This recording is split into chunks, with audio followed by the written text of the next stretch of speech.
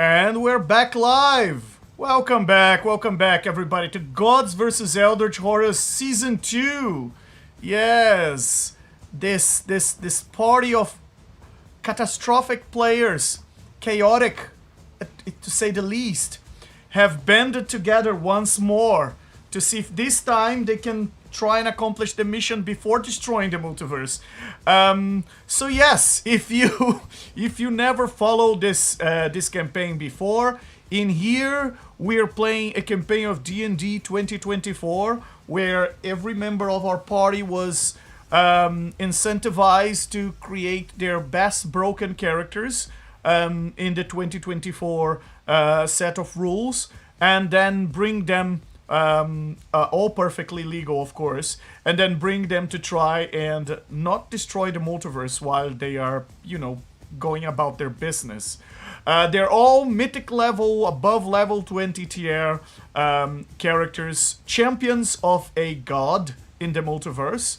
And we just started this season. You missed quite a bit. So if you have a chance, go back and check out the previous episodes.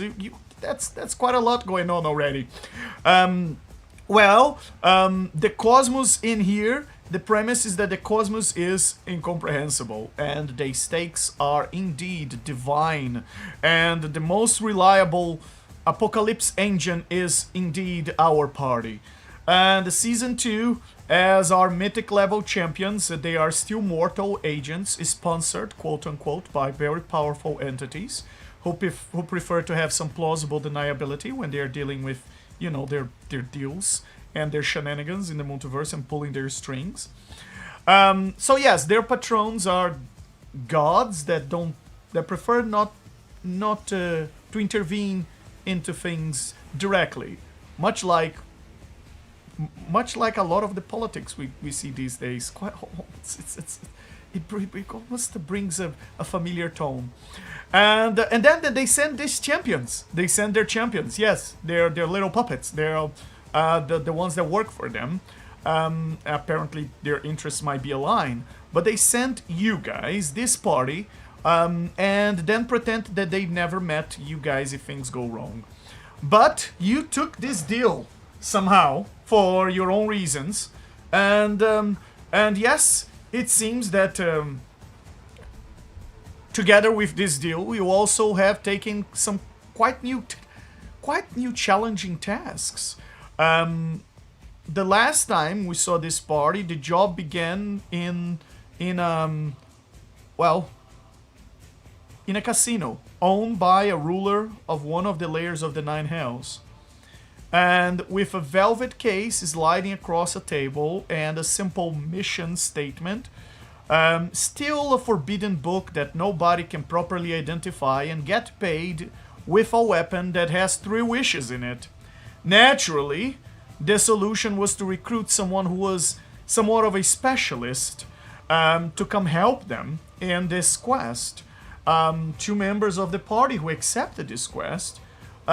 Because, nothing says precision heist like adding a legendary drinker with strong opinions about hospitality to your party. But before I go too deep into the recap and what has been happening, let me introduce you to this party. Tonight's party we have full house. We have Grunge, our stealthy, lethal, and almost statistically offensive to probability, as he's been rolling quite well, and a quiet professional who prefers jobs that don't turn into, whatever this is right now. Grunge, say hello to our audience and tell us a little bit about how you're feeling tonight. Oh, hello everybody. Things are going a bit worse than usual. Usually when he needs to kill somebody, it's just one somebody. There's been a lot of somebodies that need to kill today, and it's, a bit of a challenge to his skill set. But he's job's a job, and it's quite a lucrative deal going on. So he's gonna do his best, and hopefully he can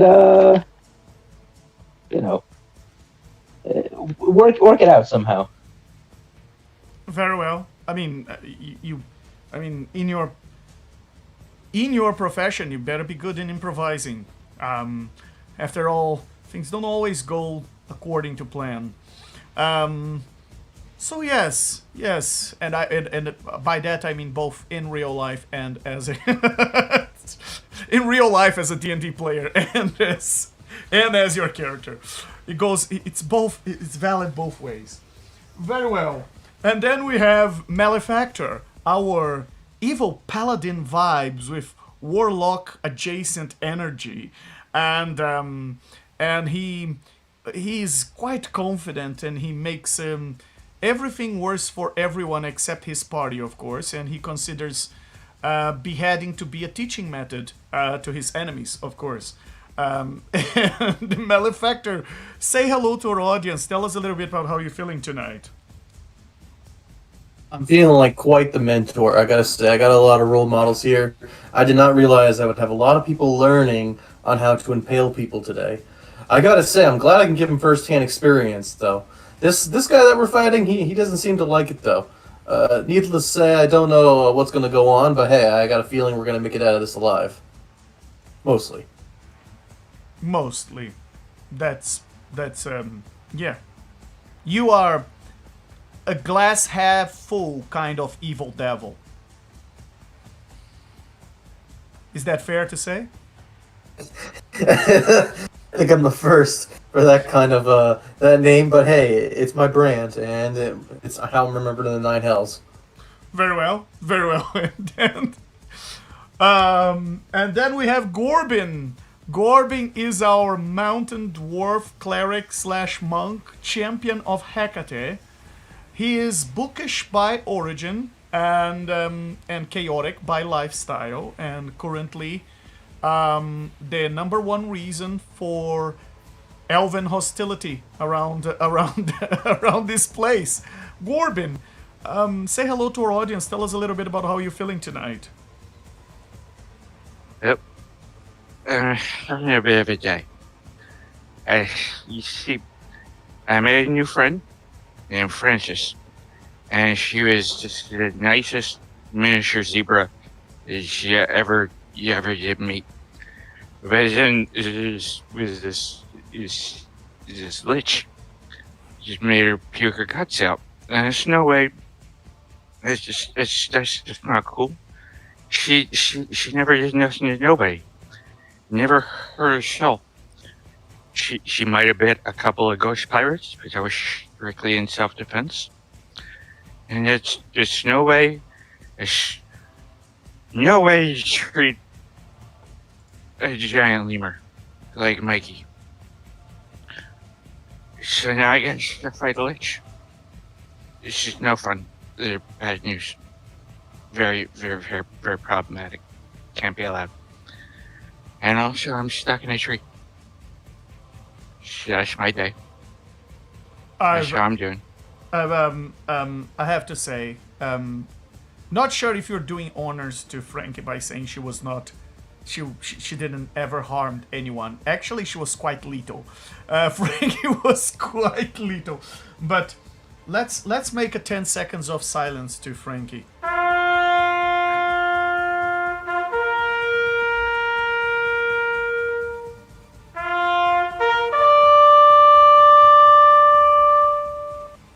Frankie, your sharp teeth will be missed. And also your nat 20s. I wonder if I could teach her to behead stuff. That would be great. Yes. Probably something you could... Probably we should have a whole side quest just to, evolve Frankie to its next level, to a mythic level summoning. Full badger. Full gargantuan badger. Very well. And then, last but not least, we have Red Hot, our champion of Timoras, who applies the lucky justice to those who deserved, arriving tonight potentially with her simulacrum, who Well, I guess you can introduce your simulacrum once we get there, and absolutely she's not here for anyone else's devil contract. She's coming tonight not to make things difficult to anyone, and that's usually not what she does, right? Red Hot, say hello to our party, say hello to our audience. Tell us a little bit about how you're feeling tonight.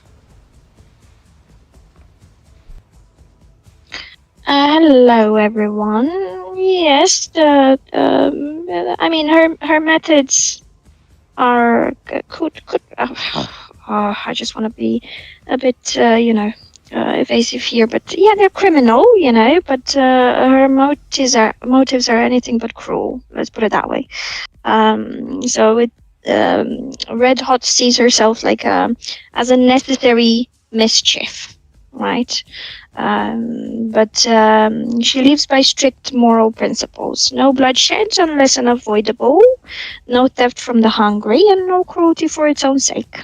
So I think those are, nice principles to go by. Now, yeah, let's see how that will work out for her.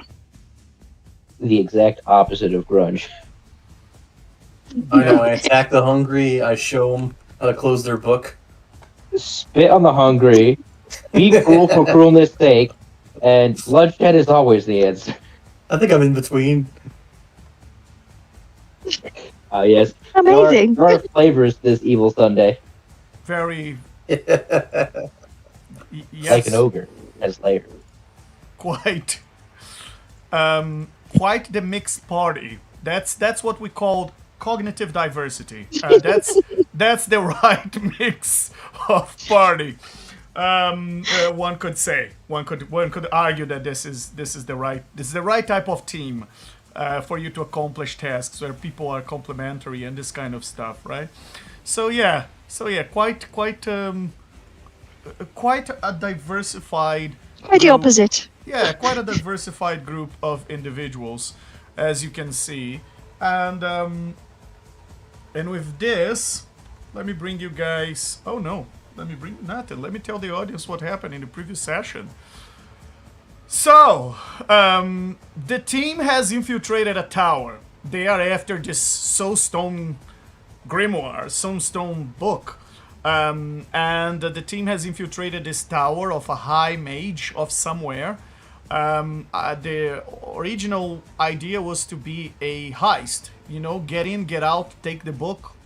They had to hire this dwarf, Gorbin, which seems to be an arcane specialist somehow, who is capable of recognizing what the Soulstone Grimoire is. And they've delved into the tower, and they reached an upper lounge / war room with an ominous war table and heroic elf guards that were not elves at all. They were all actually devils. And it turns out that the subtlety of our party was very short-lived, and it seems that that's a limited resource for them.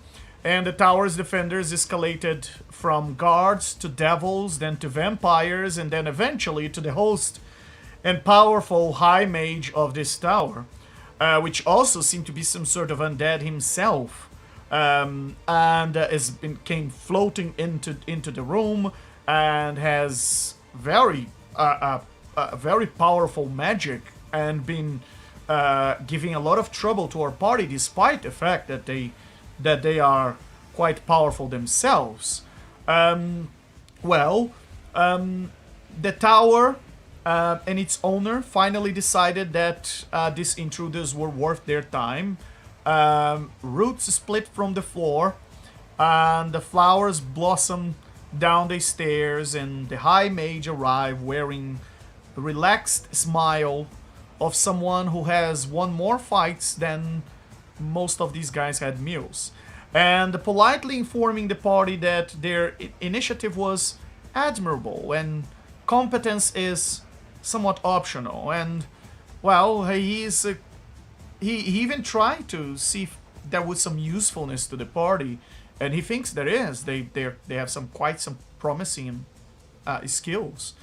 The only problem is that they're currently breathing his air without his permission, and he kind of doesn't like that, despite the fact that apparently he doesn't need to breathe.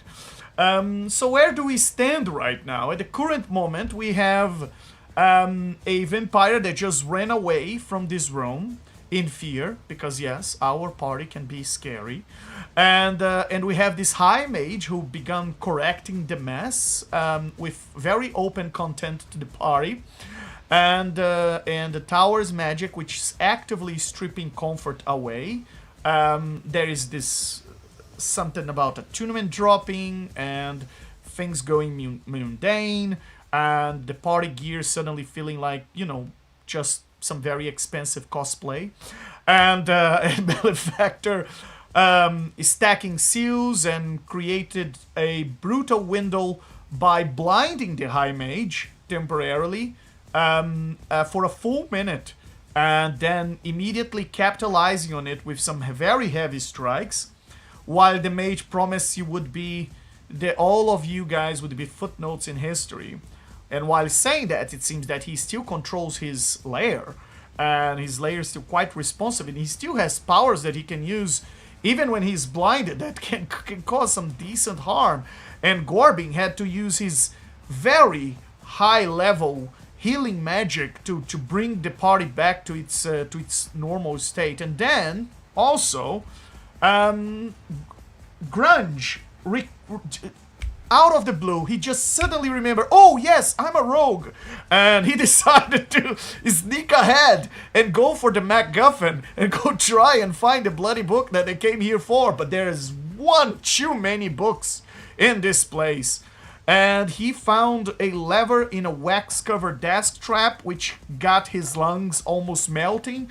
And that's the cost of curiosity, unfortunately, and in D&D, and he did manage to recover a diary linked to this high mage, which is probably the least comforting clue you could find in the middle of a combat. Unfortunately, it doesn't seem like he has a lot of time to read that diary, yet he's still looking for it.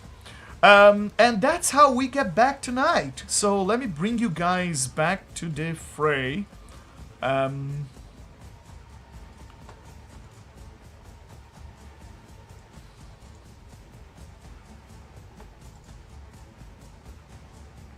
So, here we have it. We have Grunge in the upper floor, looking into a massive library, trying to find any clue of this book. And here we have it us in the middle of this fight. And look at that. Look how fun it is, this fight.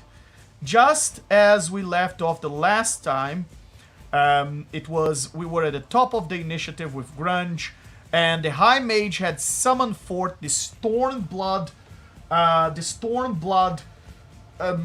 vine, huge gargantuan vine, just sprawl out of the floor, full of thorns and very hurtful, and grapple Torben. Try to grapple Malefactor, didn't really work. We have the High Mage bloodied, blinded, marked by the seals of the baleful interdict of Malefactor, who is a ill-rigger, and Gorbing, who is trying to now fight the weeds while at the same time fighting the High Mage. And yes, the fight is getting to its peak. Oh yes, and I shouldn't forget to mention, in this room there is a storm right now that Malefactor summoned all the way from the Nine Hells, just to make the scene a bit more epic for his fight. And there's also a hallow spell going on here, but unfortunately it's not. It didn't touch the High Mage. It didn't affect the High Mage as you guys would have anticipated. So yes, on that note, let's get back to Grunge. Grunge, things are happening in this place, and it seems you are a bit short on time to read this very long diary. Grunge, what would you like to do in your turn?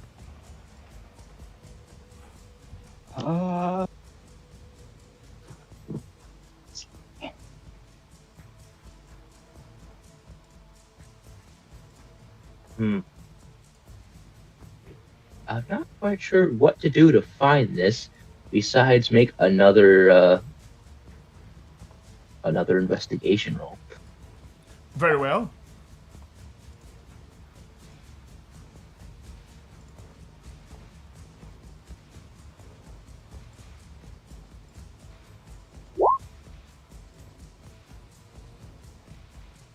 It's not bad. Not a Not 20. bad at all. Not bad at all. You look around and you're trying to find in this place anything that resembles this soulstone grimoire, but there are one too many books. Your search just returns too many results. I mean, any of these books look like something that like a special collection, a curated collection of a high mage, perhaps even a necromancer. It seems, however, you do notice something though. You do notice as you are investigating the room that to the north of the location where you are, you've noticed that this piece of the wall doesn't look very well connected with the rest, and you think that could be some sort of secret passage. Of course, there's an obvious door to the which you haven't yet explored, but there seems to be a secret passage over there, in between those two shelves of books. Oh. Let's see. Yeah, I can make it across there. Alright. We go check out the secret passage then. Very well.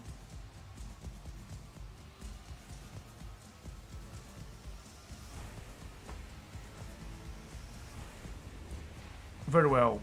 As you get to the secret passage, or what you think is a secret passage, you study this the outline of the secret door, and you think that there's no obvious lever or no obvious button, no pressure plate, nothing like that you see obvious. So you think it's probably activated by one of the books in the shelves. Which one? Oh.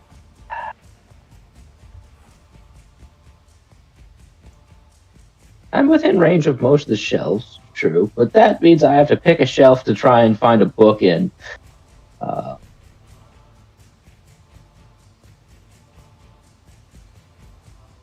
This was. I'm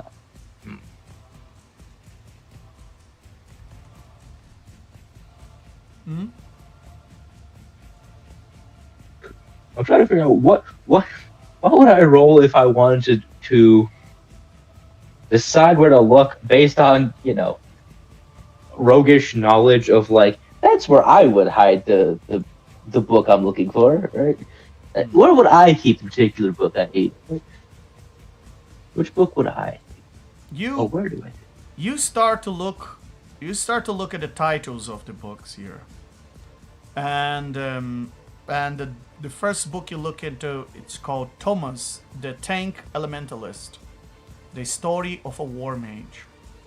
And then you continue looking for any book that would give some sort of a tip of what is happening here. You have something called the Noble Tales of the Schooler, published in the interest of all. Then you have Comprehensive Foresights of Deciphering Scripts. Primary Conceptions on Jumping. Wow, they actually wrote a book about it. Noble Travels in the Great Forest. The Road to Redemption Revealed. Time-Honored Elements of the Dwarfs. What? And then you have so many other books here. Noble Records of the Veteran. A Dangerous Mind. And so many others. Comprehensive Confessions of a Physician. A Dangerous Mind. A lot of self-biographies here. A lot of books about research. And books written on the stories of other individuals. And you have a book that draws particularly your attention. It's called The Primary Laws of Forgery. And I mean, that looks like a book you would read even if you were not here. You think that this is a book that might be useful to you in the future? I mean, I might as well pocket that one, I guess, if it seems to be useful. I mean, it's written in common. It seems to be unfinished, though. It ends abruptly after a few chapters, and the final pages of the book are completely blank. The book has about 400 pages, and you think it's probably worth something. And it seems to teach all about forgery. Definitely something that a rogue could make good use of. Maybe there's something here you haven't learned before. And yes, you continue to Very look. cool. Yeah, you can add as a custom item to your inventory. And you have so many other books here with wizard. You have a Wizard's Spring. It's written Ghost or Horror Story is the subtitle of this book. And so many others written in this. You have the Classical History of the Schooler, A Dangerous Mind. And so many honest learning on the history of the elves. Pride and Prestidigitation. So many books in here. Now, this Pride and Prestidigitation, it's written in a language that looks particularly foul to you. It reminds you of the symbols that you have seen in the rooms that you've passed through before. Some of the symbols that the devils were using in their armors and things. Is potentially the book I need to pull? If I pull on it, will it do a thing? Well, you can certainly try. Well, then I guess I'm gonna yoink on that book and see what Excellent. happens. As you pull on that book, I have to ask you to roll a DC 20 Constitution saving throw, as the same type of gas that came out of that drawer when you pull it comes from behind this book. And with that, It is neither a spell nor poison, right? it's not a spell, not a poison. It is a necrotic gas of sorts that dissolves your lungs, apparently. And from that, you take, did it come out? 54 points of necrotic damage. Ah, painful. Well, then I think... Where's the thingy? I have a button for healing, right? Don't I have a healing ability in here somewhere? It's like a feat. I think I did take a healing. It feels hard to breathe now, Grunge. But behind you, as this finish, as this gas finish blowing on your face, behind you, you hear the sound of a hermetic sealed door opening, but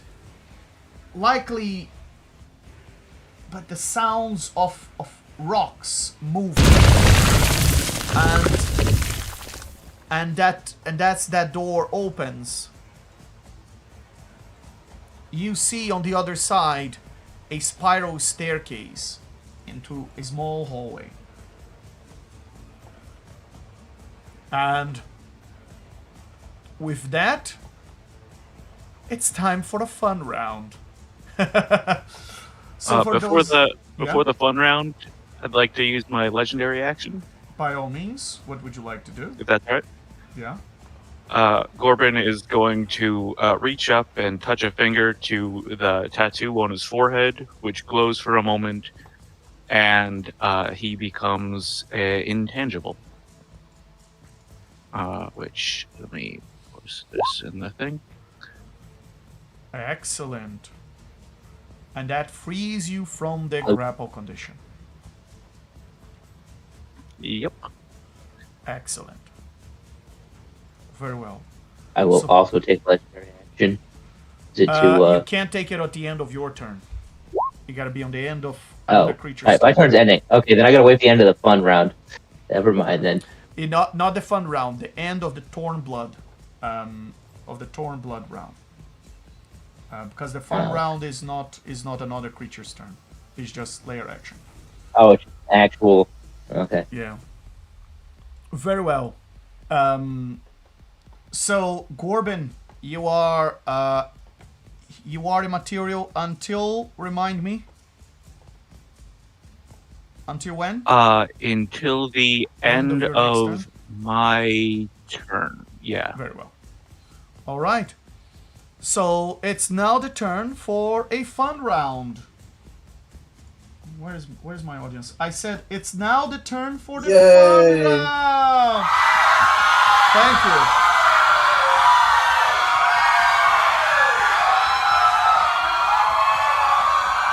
Thank you. They're all paid to cheer.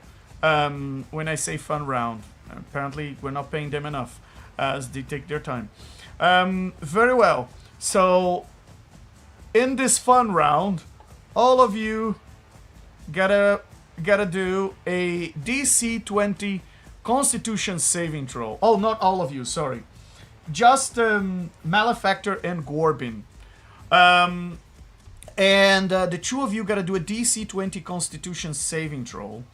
And as you feel the life force draining you, as if the walls are sucking the life out of you, is absorbing a sliver of your souls. As you feel like this room suddenly starts to feel a little bit claustrophobic, perhaps you need a little bit of fresh air. This is getting a bit too tight for you. You can barely breathe. Please roll your DC 20 Constitution saving throws.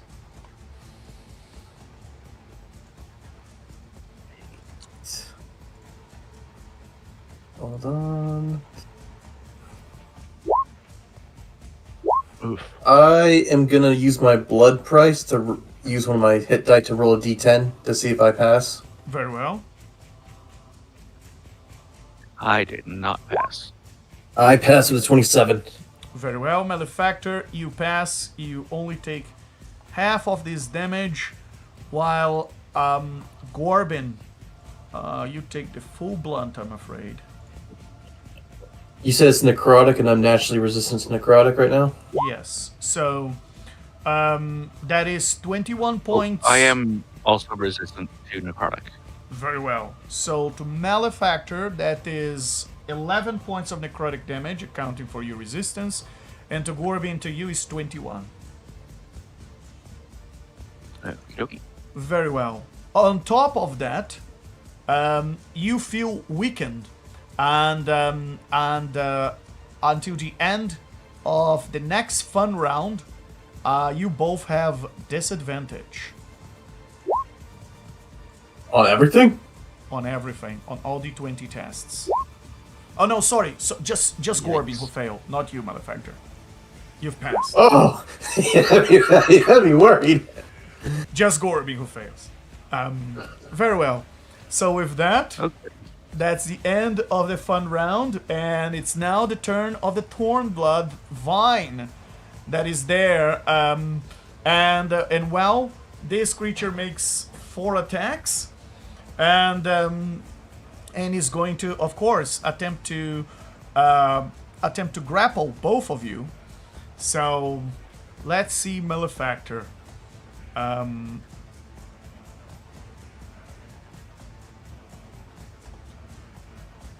Let's see if the creature can hit you.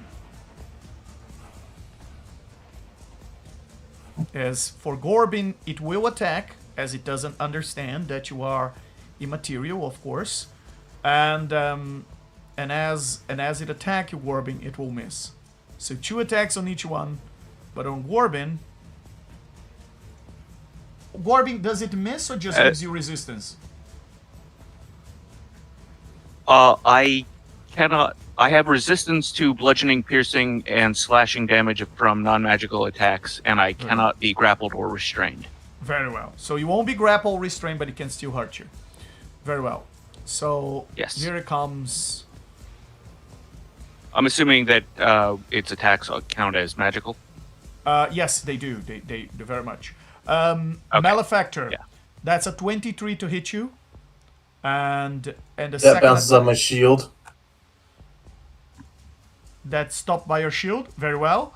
As the thorns hit your shield, the second attack comes flying above the shield for a 26 to hit you. As a reaction, can I cast shield to raise my AC to 29? Yes, you can. Very well. And a second shield shimmers around you as the vines just hit your shield, and you can see the tip of the thorns almost breaching through, but it's just enough to stop it. And on that note, here comes 2 attacks towards Corbin. And that's a 25 and a 25. That's both gonna hit. So that's for bludgeoning and piercing. It won't grapple you, so you don't move. So that's 27 and 31, which is going to be a total of 58. And with that becomes 29 points of damage, accounting for your resistance. And that's the end of that Torn Vine's turn. Look at that. Can I use my legendary action? Now you can, yes. The same for Grunge. I'll use my Infernal Majesty, so I will turn into, just gain more fiend power, so I have flight speed of 60. Anytime I use my blood price, I can use that, damage die to damage them within 10 feet, and my terrorizing force is 2d8. The fire, cold, and necrotic damage is redundant because we're still in darkness. Very well. So yeah, I just become more fiendish and I grow wings. You grow wings. Demonic wings. That's right. Very well.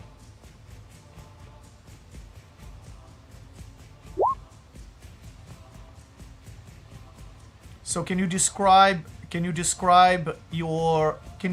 bit more visually what is happening to your character?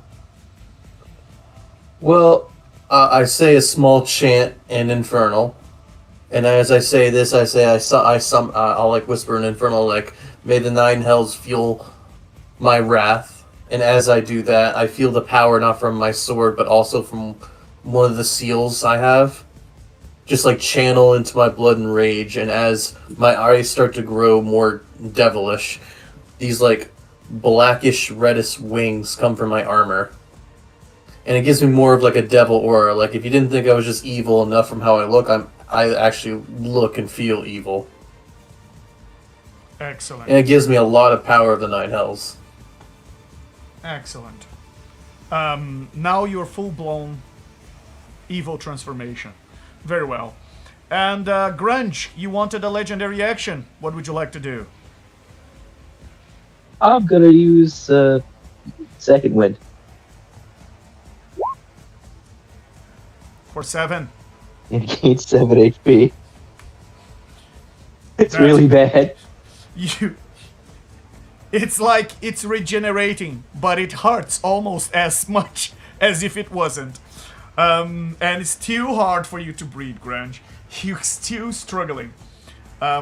You seem to have lost half of your lung capacity. Let's just call half, to make it easy.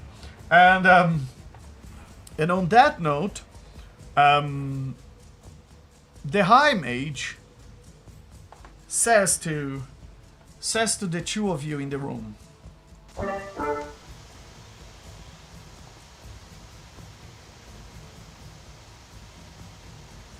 You are in my house, and you are tracking blood across the floor.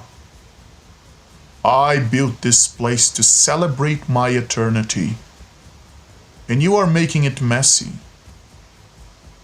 Most thieves break locks, but you are breaking manners. You are being insulting. You are a terrible host. Yeah, that's right. I said it. He's bad at hospitality. I showed you before. We have an invite. It just got lost in the mail, which is bad form, quite frankly. And you put a tree in your house, and it attacked me. Very rude. Very, very not okay. A terrible host? I invited that's what I said. no one. I prepared nothing, and yet you still arrived unannounced and bled on the furniture. If this makes me a terrible host, then you are truly catastrophic guests. Hospitality implies consent. If you didn't invite us, then how did our invitation get lost in the mail? What do you say to that? I usually offer wine to my visitors. It was good wine. Thank you But very in much. your case, I will have to drink There was no wine. your blood. The drinks, the drinks, what? There was no wine offered at all. All the drinks downstairs, there had no booze. You sure are a dreadful host. Well, if you wanted warmth and wine and forgiveness, you should have gone somewhere lesser. You came here to try and steal from me. You came here for power. And power is never hospitable. A terrible host. I came here. Then allow me to end this visit quickly. I came here to discuss literature. That is true. Finding a book. And as you were saying, finding a book, you see that you draw the attention of his ears as he turns and he says, "You are looking for a book. Let me guess. You are here for my grimoire."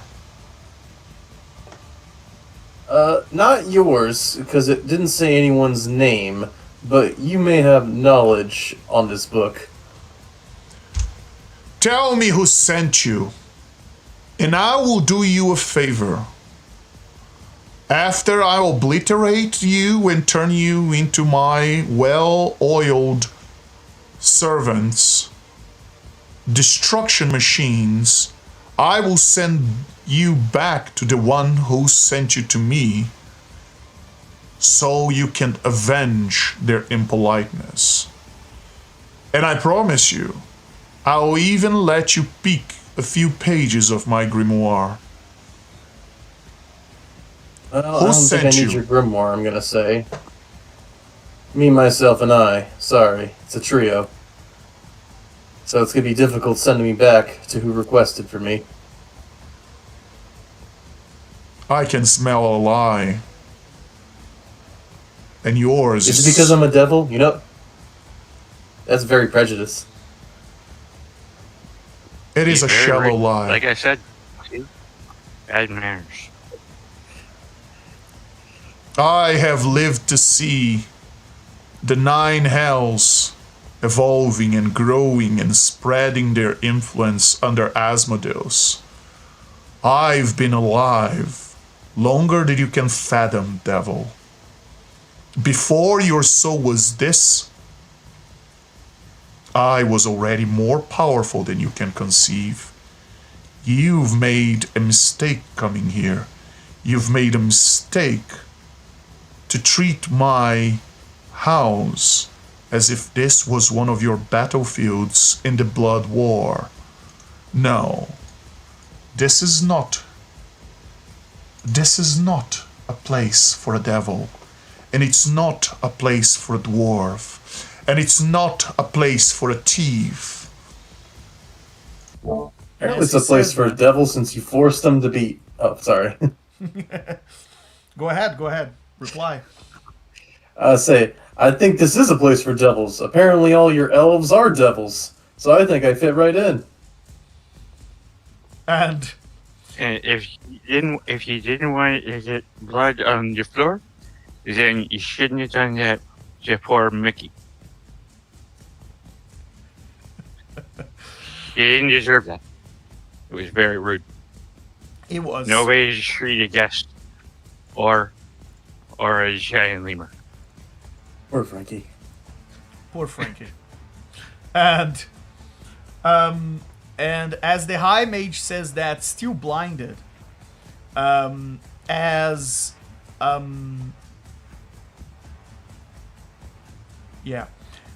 legendary action, he again raises his arms and release this fiery black bolts of magic from their body that cover the entire room 360 degrees. And both of you gotta do a DC 22 dexterity saving throw to avoid 70 points of necrotic damage on a failed save, or half as much on a successful one. And I must remind you, there are rats flying around this High Mage, and if you, by any chance, are outright killed by this, you may actually join those rats surrounding the mage, flying around. I choose natural 20. Very well, you get your inspiration for that. Does anyone need it? Well, it seems Corbin will I need could it. use I'll it. take it. Oh, I'll give it to Corbin first.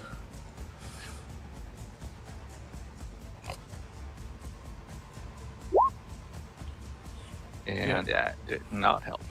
And Gorbin, and as a reminder, you also have disadvantage on this. So Oh, right, okay. So I need to roll that again? you need to roll that again. Actually, It can I guess always I be a should have nat rolled one. both of them again. But, oh, hey, It's that's a always- nat 20. It's a 12 because of the disadvantage, unfortunately. Oh, right, yeah.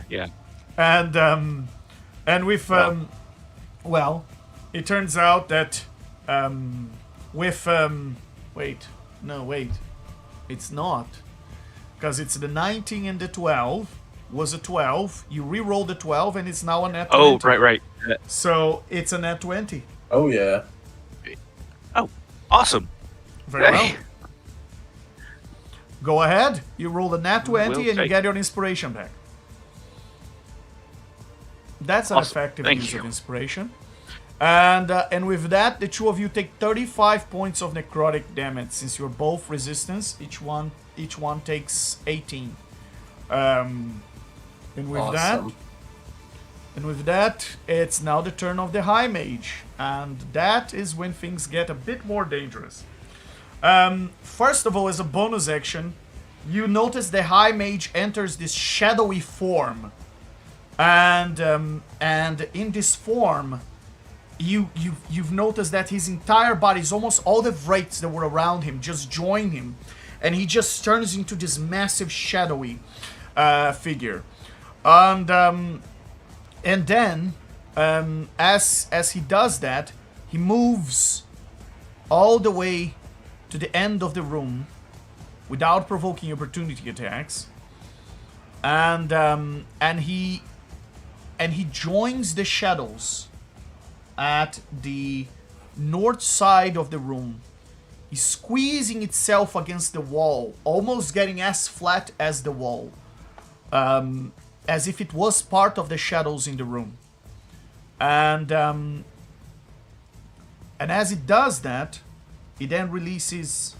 Let's see what fun things it can do.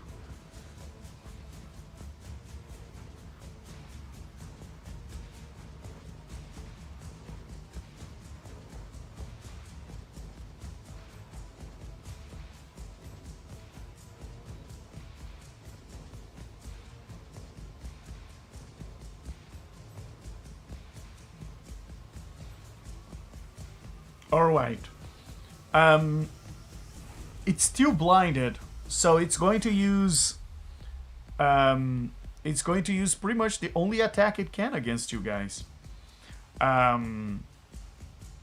Which makes the two of you that are you are in range, yes. The two of you gotta do a DC 22 Strength saving throw. As remember that little Our guts. Exactly.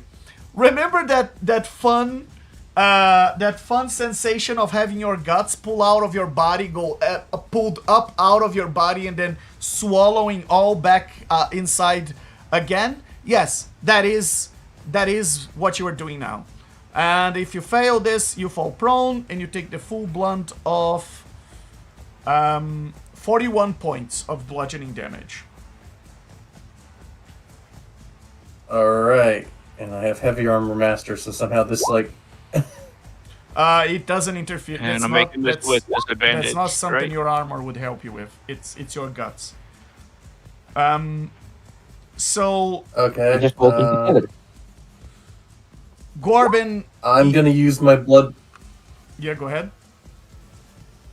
I'll use my blood price since that's just expending one hit die and I have a lot of them left. 23, and because I'm in Infernal Majesty, this little thing right here will take 4 points of regular slashing damage. 20 points, you said? Wait, no, 4 points. Whatever I rolled on my D10, Very well. and I passed. You've passed. Very well. So you take 27 points of bludgeoning damage. Gorbin, you take 54. 54. No, sorry, 41. Because we're Not 27. Sorry. Let me read. Yeah. Let me say that again. You take 21 points of bludgeoning damage, not 27. Malefactor. And Gorbin, you take. and then boon of Night Spirit. I resist it since it's not radiant or psychic. Since I'm still in dim light or darkness. Okay, so I'll give you 10 points back. Gorbin, you fall And prone what was to the that for ground. Gorb? At 21, and you fall prone. And 21? Yeah. Alright. You failed, And right? as No, you... it's 41. Sorry, you're Yeah, resistant. yeah. You're not resistant at the moment. Oh. You are because Okay, you are immaterial. Well, yeah, right, yeah. So But he still falls prone, right? you still fall prone. Yes. So the guts. Just to remind you the pleasant description of this power. It's almost as if gravity has reversed, but only for your guts, and they are ejected and vomited out of your body upwards towards the ceiling, as if something was tugging on them and pulling them through your throat, almost as if you were almost being turned inside out, and then after that they go back inside your body all over again, as if you were rapidly swallowing your guts all back in. Well, if you know anything about guts, I can tell you there's some good kilometers of guts inside of you. Or at least that's how it feels when you're swallowing it back. And you fall prone to the ground as the sheer pain of that power makes anybody's anybody's knees shake. And as you fall to the ground, you're trying to recover from the first one. When he attacks you again with the same power, do another strength save, DC 22, please. Are you And talking now, both of us or just one of us? both of you. Oh, okay. And Gorbin, And this since I'm time rolling with is, disadvantage, yeah, this time you failed again. I'll- You're already prone. And this time is 67 points of bludgeoning damage, but you still have resistance from being immaterial. So you take 34. And Malefactor. This is not a reaction. As long as I have hit dice, I can still spend it. I have like 17 left now. Okay. Another detail. Oh, 22. I just passed. Excellent. And same thing again. I use blood price. This thing here takes 2 points of damage. Very well. And you take 34, which becomes 17 points of bludgeoning damage. Are you resistance? No, you're not. Not against this, right? Well, So- I'm still in dim light or darkness. I have Oh. resistance to everything but radiant and psychic. Very well. So you take 17, and that thing over there takes 2. Very well. And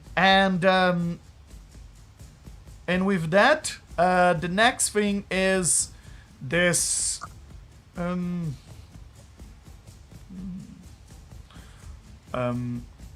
Yeah, that's the end of the High Mage's turn.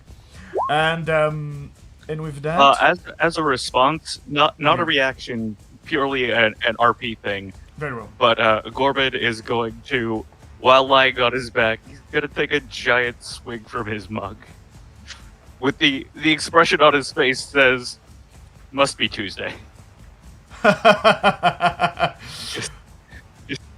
He's used to vomiting his guts out. and Gorbin, I have to say, nothing like this. This is the worst hangover you ever felt. And Malefactor, you've managed to not spit out your guts like Gorbin did. Yay! You saw Gorbin's insides. What can I say? It was all there up in the air before he swallowed everything back. So yes, after this dreadful power, twice. Wow. And Malefactor, you've managed to keep your mouth shut, despite what you've seen and despite what you felt, and you didn't fall. Quite resistant of you. And with that, it's now your like a turn, fountain. Malefactor. Like Gorbin is like I a am the guts iron fountain. guts. Good thing I've been in the 9 Hells. I've seen worse. Or equally as bad. Very well. Oh, I'm never going to see you the same way again on Gorbin. I'm putting that in my notes later on. Alright, as my my bonus action, I will use a seal to place on this thing. Is this just a bunch of sentient roots? Yes. Alright, and as part of that action, you know a bunch of things are going to happen. 10 feet of mundane darkness. I can attack using as a bonus action. Any weapon dice, I can reroll in a 1 and 2. And I'll also place, what's it called? Soul's Doom as my active, so any damage this thing takes will increase by 6. Okay. And and I have advantage because it's interdicted. So I will use my Silver Volver as part of my bonus action to slash it. Very well. Cutting the weeds. And that's right, I'm Weed Whacker Malefactor.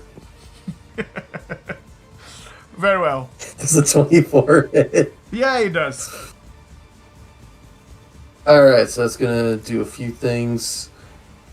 I'll do slashing for this, so it's gonna take 16 slashing, and then because I'm in Infernal Majesty, it takes 2d8 instead of 1d8. 5 necrotic, and then because it's interdicted and I had advantage, it'll take 8d8 slashing from Strike of the Dark. Excellent. 39. Now, roll a DC 17 dex saving throw. As a reaction, the roots of this thing try to swipe you from the ground.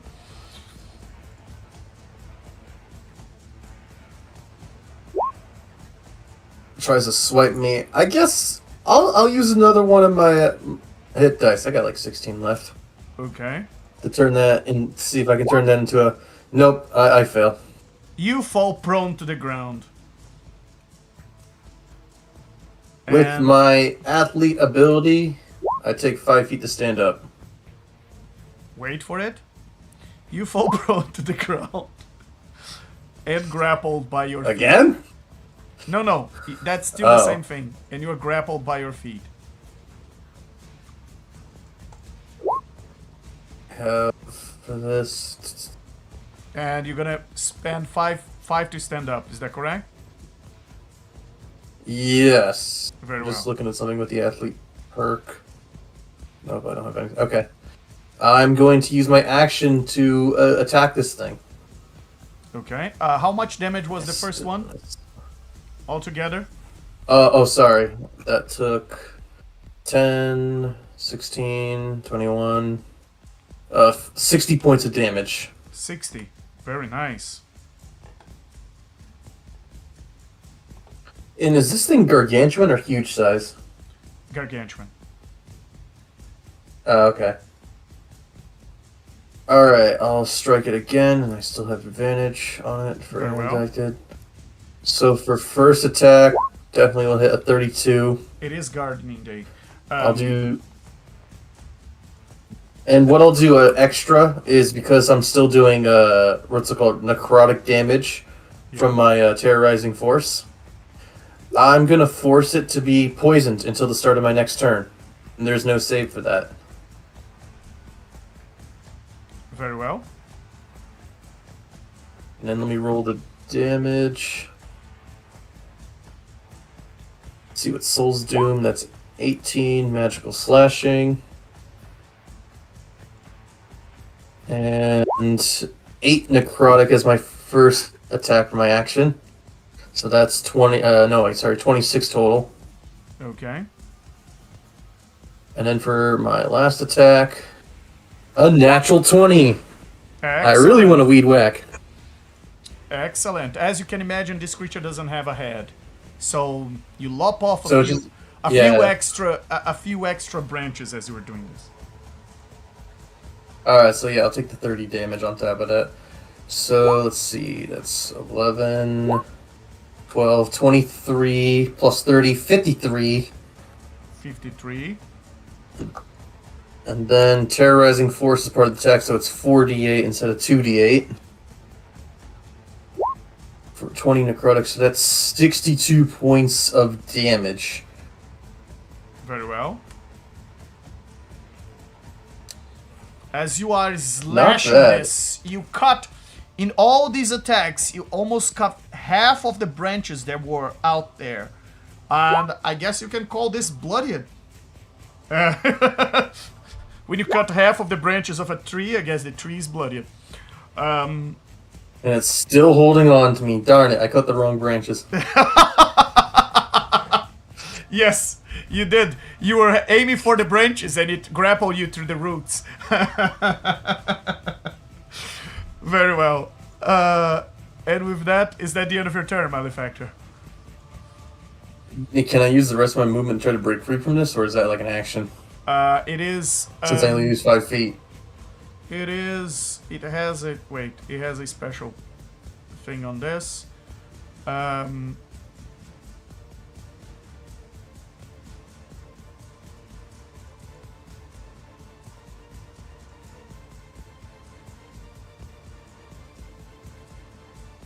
Yeah, it's a DC 20 strength check to get rid of it. Alright, strength check. By the power invested in me, I failed. But I have inspiration. No, what? No, I'm gonna keep my inspiration. That mage is scarier. Very well. Gorbin, And now that ends my turn. you are on the ground. You are forced to vomit your insides out and in and swallow back in twice. Oh no, 3 times by now, actually. This is not a pleasant experience, even for your state of numbness. What would you like to do? It's half my move speed to get up from prone, right?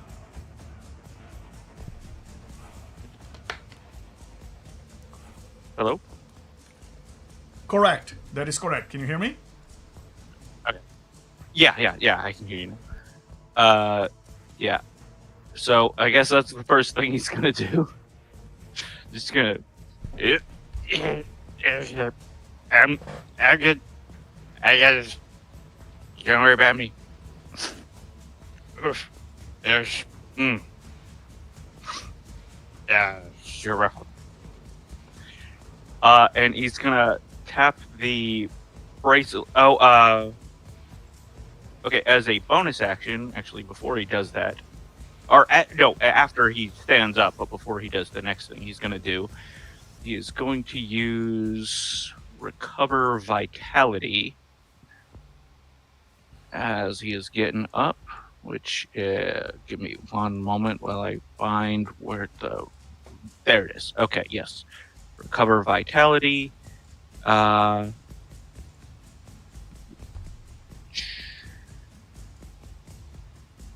pull 10 d10s as bonus action. Okay, so it's 10 d10s. And so d10s and 10 of them. Sorry, one moment. Boop. As he stands up, he's gonna regain 43 hit points. Excellent. Okay. And the way that looks visually is just him taking another gigantic swig from his mug. Excellent. Like he's just chugging as he gets back to his feet. And then he's gonna tap the little armband on his wrist, and one of the runes disappears as he casts. But boop, chromatic orb, and a gotta choose the type. There we go. And a ball of lightning flies from his hand directly at the High Mage. Directly at the High Mage is a bit tough to estimate right now since he merged with the shadows. Give me... He's invisible? No, he's just part of the decoration right now. He's part of the shadows of the room, despite the fact that you have seen him going into this general direction and merging with the dark corner. Roll for me. Give me a general area of effect, or a general area where you're aiming your chromatic orb. He's aiming in the. Whoop, it's not a thing. Let me. There we go. Sorry, what the heck is going on with my mouse? There it is. Okay. So he's aiming for the last place that he saw him, or well, in the general blurry direction of the last place that he saw him. Very well. That he saw the High Mage. Very well.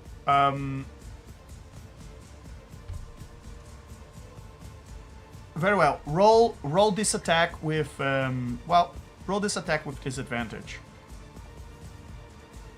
Well, I think I'm already rolling with disadvantage. Oh yes, you are. You are indeed. So, but you rolled a 19. So roll again, please. Okay. So I can roll just the. It's just a spell. Oh, It's just a spell modifier. Yeah. Well, that's an @1, so yeah. You Can't really go any lower than that.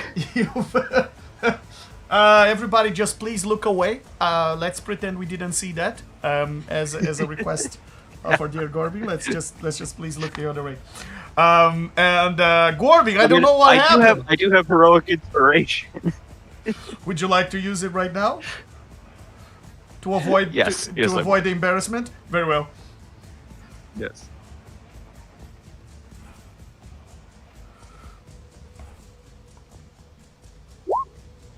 That's slightly less embarrassing. You know, you're not wrong. That is a 2. It is better than a net 1. Well, at least not a net 1. At least. I guess, what can we say? What can I say? The dice hate me. You hit one of the statues. And I can tell you, if that statue was alive or had any chance to become alive, you would have brought it to life by now. It would be your own Frankenstein, but a Frankenstein monster. But apparently, it is not. That didn't happen. So that statue was just a statue. That is confirmed by your attack. Well, that being a magic action, or having been a magic action, come on, there we go. Gorbin is going to blink step to, oh no, give me the thing, to there, and then I still have half my move speed left because I used the first half for getting up. Right. Okay. So, and then he's gonna stumble. Another 5.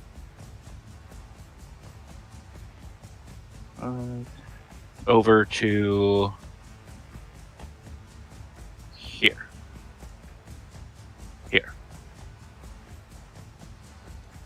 Excellent. And I think that's gonna conclude his turn. And with that, his disadvantage also goes away. And Nice. before we get back to Grunge, let me tell you, Red Hot, where you are. It turns out, Red Hot, the first thing you feel when something like this happens to you is this. You hear the sound of a coin flipping in the air and this warmth that comes to you. And suddenly you are taking in your mind's eyes. There's no hand, no sound, just a feeling of luck deciding that it's time to get serious, or sometimes deciding that it's time to become generous. It's a familiar feeling that comes to you sometimes when your goddess decides it's time to send you a message. And she always looks very ethereal and charming, and she always has these weird objects, this geometric objects floating around her with coins and stuff, and like she always has this icosahedron floating on her hand as if she controls luck and gambling, something like that. She always in this astral space, semi-transparent, every time she comes to visit. And it's always good. It always sometimes feels comforting to hear her voice. And well, this time is no different. And she comes to you with a message.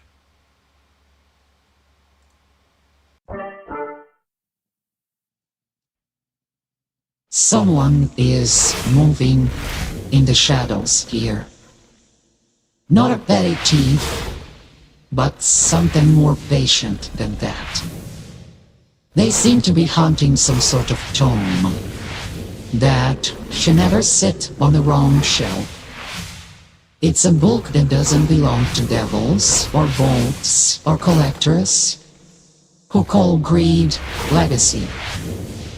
It belongs with the worthy, and I would rather trust your kind of justice than theirs.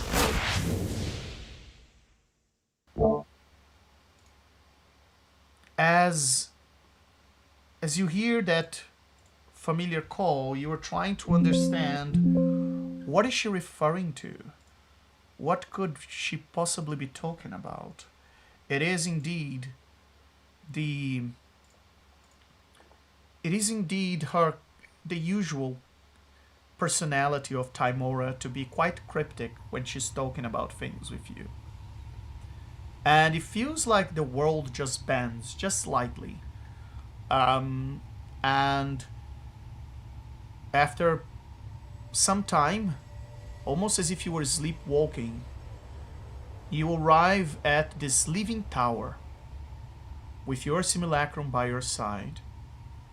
Perfect posture, perfect smile, perfect menace.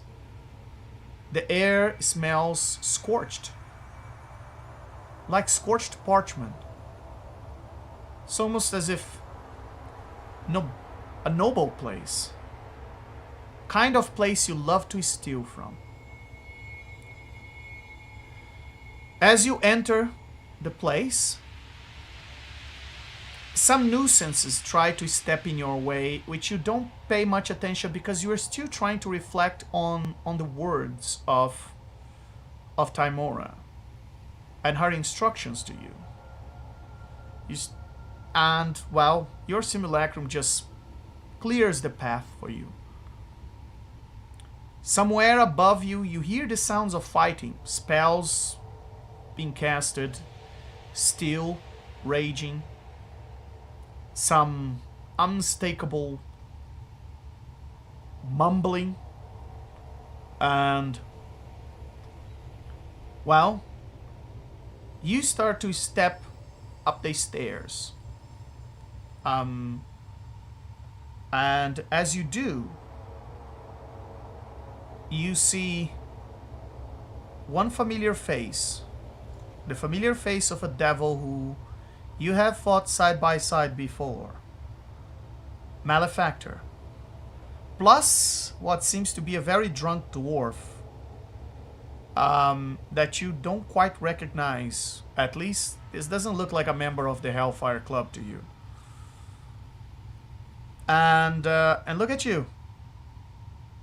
Out of all the places in the multiverse, you walk into this tree in the middle of nowhere, and doesn't seem like coincidence that you enter here and Malefactor is already here. And, well, that's when you get the gotcha, the tricky bit, the part that Timora is usually cryptic about. You know, the part of the plan that she usually doesn't tell you, or at least you tend to discover later, that every time she sends you somewhere, it always feels like she's not telling you the whole story. And it's almost as if you hear her on the back of your head saying, "Oh yeah, this is why I sent you." But as you look inside this inner sanctum, there is some weird darkness over your shoulders to the left. It smells like smoke and fabric, and there is this strange storm-like environment inside the room. It feels like the storms you have seen in the Nine Hells before. The walls grow strange vines and bloom dark flowers, while in the middle of the room you see this living thorn that seemed to have been chopped as much as possible. And Malefactor seemed to have been the one chopping this bloody thorn plant. And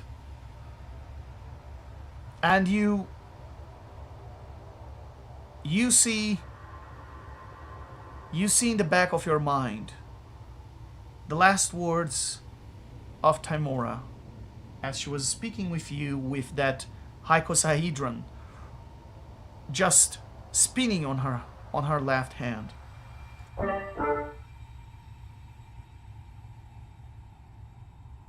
It seems that there are some devils that are interested in this.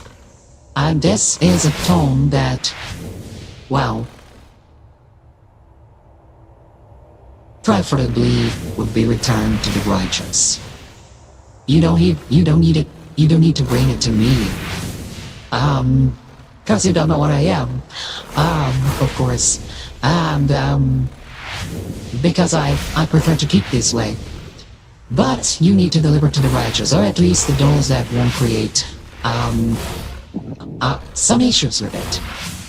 So, I trust you to apply your selective justice, and may Tamora guide your steps. Oh, she will guide your steps. Always. I like to talk about myself in the third person. And she disappears from your mind, and you find yourself in this weird place where you're supposed to recover some sort of tome and give back and bring it back to someone righteous. So you are here. You don't know why your buddies are here. You're the other members of the Hellfire Club, but here you are. So, Red Hot, would you mind describing you and your buddy, your simulacrum? How does she look like?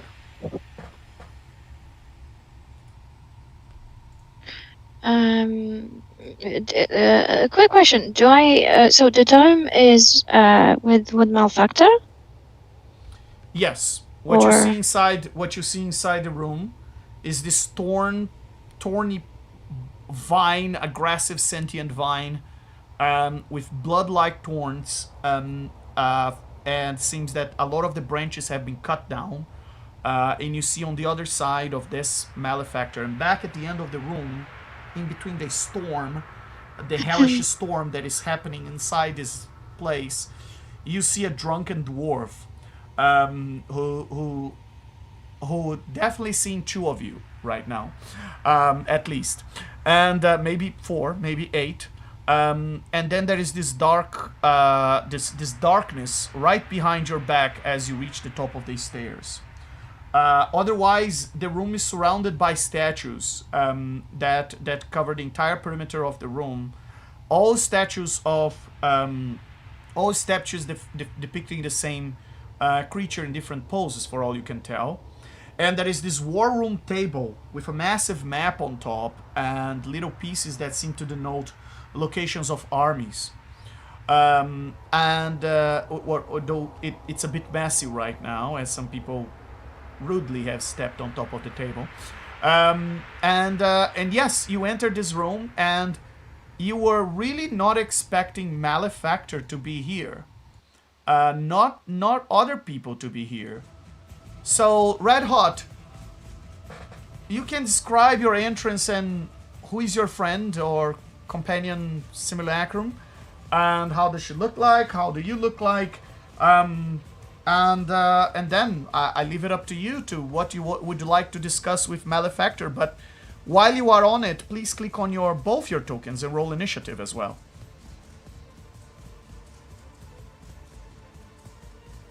Right.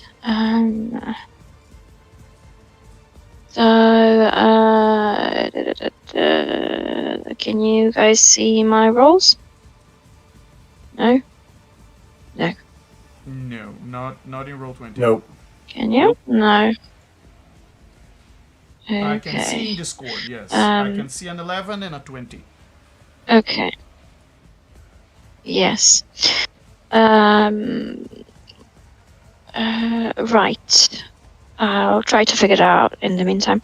So, yeah, 2 girls appeared, looking like twins.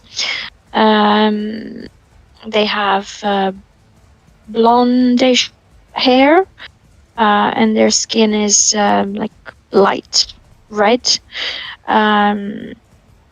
with very, very stylish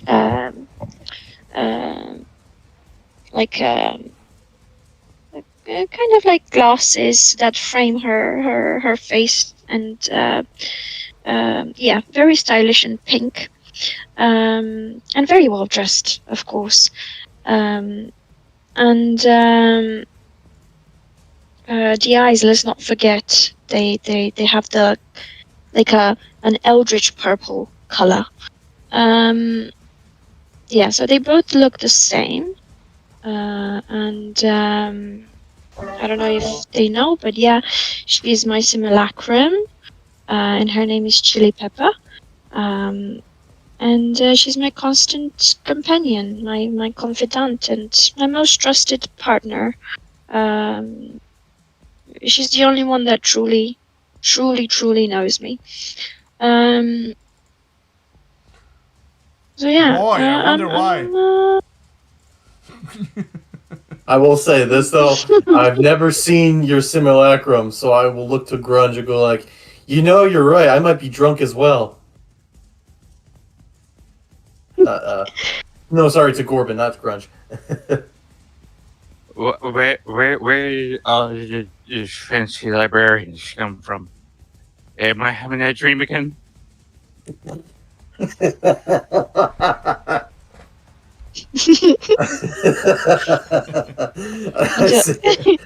say to Corbin, well, I know one of them is, her name is Red Hot, and she is quite the powerful fighter, also part of the same group as me. But I don't know the other person. Okay, and what about the other two? The other two? I'm not sure. I think I'm seeing double as well. I know one of them is with us. I hope. I think, yeah. I'm seeing four. Just, you know what? It's fine. It's fine. Don't worry about it. We'll figure it out. I'm just gonna have to take a little drink about it. And I'll go back to weed whacking.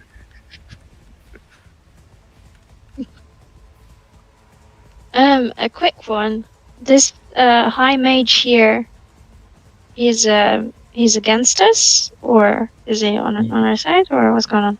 You can't Yeah, he's really, a terrible host. Take him down. Murder him. You can't really see him at the moment because he's merged with the shadows in the room. Oh, okay.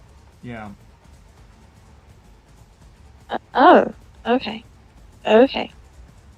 So I should make abstraction of the fact that I can see him. Yes, you can't. The player can see the token, but not the character. Okay, so I'll just address myself to Malefactor. So is this a good time? What? Is everything okay? Yeah. I need a little help with gardening. It's never been my hobby, as you see here. Also, I'm trying to look for that mage that, disappeared. All I know is as my compadre, the drunk dwarf here, terrible host doesn't sell alcohol. He wanted to discuss literature with him, but instead he wants to enslave us. I just wanted to talk about a book. That's all. Just came here to discuss some literature. And then I look over back to Red Hot and I go, oh, did you get an appointment for this place? Apparently, you need one. That's how we got here. Our invitation got lost in the mail. Appointment? I don't even know how I got here, to be honest. I just remember turning left and then entered this place. I know you're feeling It's strange. as you do all the time. I feel that way too. Your appointment must have got lost in the mail as well. He's bad at spending. He's bad at post service. Did you at least get drinks downstairs? You should have tried them. Although they're non-alcoholic for my friend, they taste great. They're not worth it. It's gross. Don't bother. Well, if you're into alcohol, they're terrible. But I enjoy some of the non-alcoholic things. It's because you're weird. Okay, I guess we can try anything on our way out of here. Can we make our way out now, or? Well, I'm kind of stuck with these roots, and the mage or whoever that ghastly figure is not happy. He's somewhere around here. He's in the shadows. I don't know where. He's But- very blurry, very, very hard to see. The one thing I hope that doesn't happen to you is he can make your insides out. I've been watching our friend here show me a new party trick I want to unsee. I've had worse. Honestly, I can believe that coming from your mouth. And echoing through this entire room. So do you need a hand?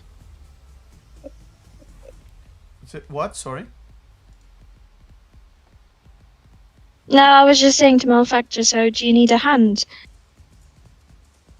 Well, we fought before, and I'll ask later. So I assume you're with us for the same reason. So yes.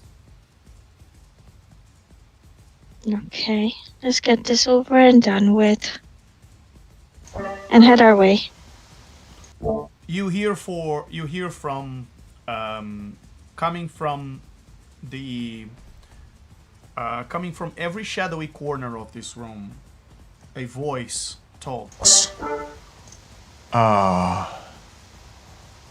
Another one. Reinforcements? No. Perhaps a competing thief?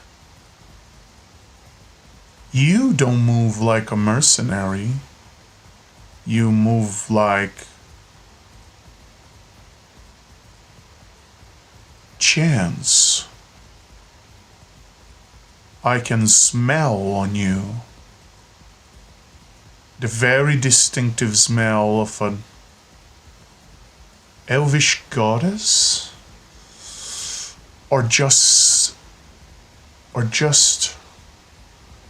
mortal goddess. Yes, I've recognized this. I was once a cleric of her. Timora, isn't it? And look at that, you bring a little copy. Efficient, cowardly, but sensible. Does the goddess of luck favor you twice? Or she splits the odds? Quite interesting. But let me guess, you are here for the book. Everyone is. Devils wanted bound, gods wanted hidden, heroes wanted justified. But I simply refuse to let it walk out of my hands. It's mine. I'm the author.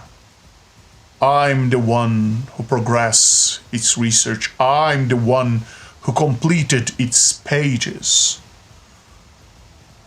And even with all your ambition and your conviction, well, not even with the goddess of luck bending luck towards your favor, no, nothing will make me fade. I am eternal. And as you hear that, echoing through the entire room, Malefactor, Gorbin, you are drunk, but that's your modus operandi. So I'm gonna ask you both to roll an investigation check. All right. Ooh. 19. Nice nat 20. Very well. Thank you. Gorbin, you get inspiration for that. And as out of that conversation that the host is echoing through this place because you recognize his voice, you catch that lady was likely sent by Timora. And you catch that she is here to likely retrieve the same tome as you, But as far as you know, the devil guy and the other guy who you think was real and you think was in this room, unless you were too drunk and he was just a shadow. Um, He was very blurry. there's about Can't be sure. a 60-70% chance that he was real. And you think those two are not are not are not working for Timora. In fact, you're almost certain that Timora doesn't employ devils. So there might be a conflict of interests here, just playing out between Red Hot and Malefactor, and despite the fact that apparently they belong to the same Hellfire Club, and they seem to know each other. So you catch all of that from this very cryptic welcoming message that the High Mage just said to her. You also capture that, by the way, he was speaking about the second one. You think that at least 3 out of the 4 you are seeing are probably simulacrums. You don't know how that's possible. Maybe mirror image. It seems likely. I mean, can't ever be too sure. There's a lot of them, and they're all pretty blurry.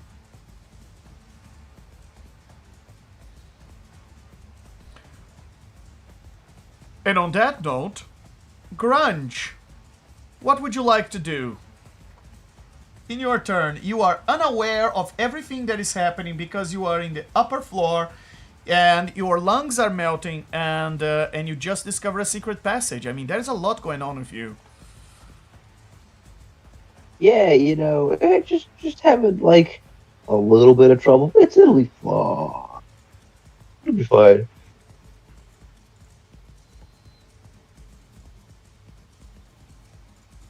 It'll be fine.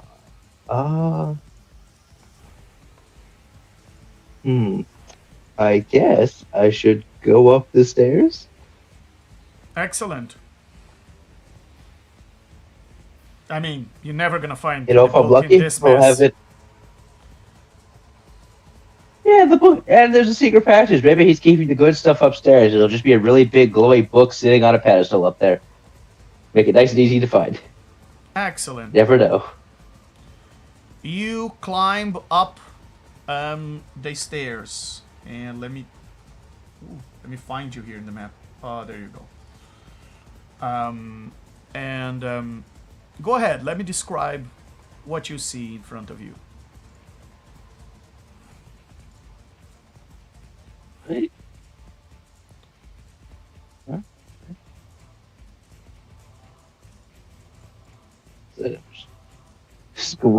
Zooming in because I had to zoom out to find where I was. Very well.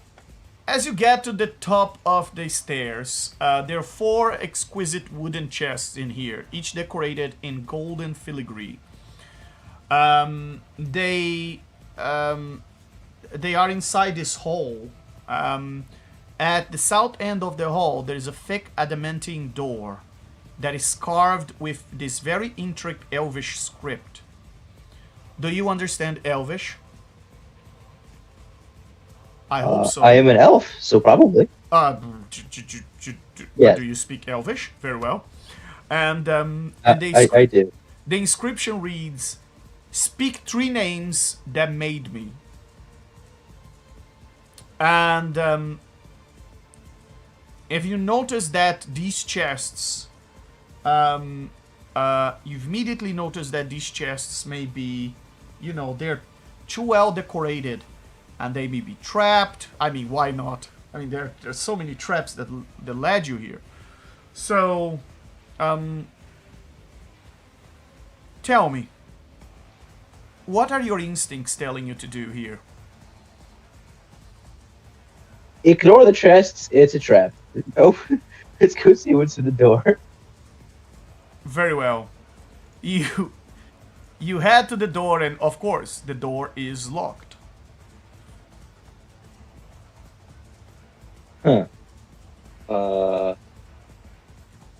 And it seems to be magically locked, as you don't see any obvious, nothing obvious that would give you an idea that you need a key or something like that. It seems that what you need to do is speak 3 names that made me. Interesting. Would you like to roll an intelligence check to access your memory?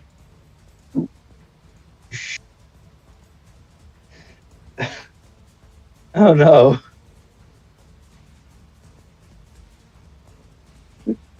It's not gonna be good. Yeah, it's not gonna be good. You have no I don't. you think that this should ring a bell, but you have no idea what's going on here. That's probably something you've missed along the way. It seems like by the time you get to this door, you should have 3 names. Could I roll a history check to see if That was if it's it a comes memory through check, that way? and that was the check you just rolled. Oh,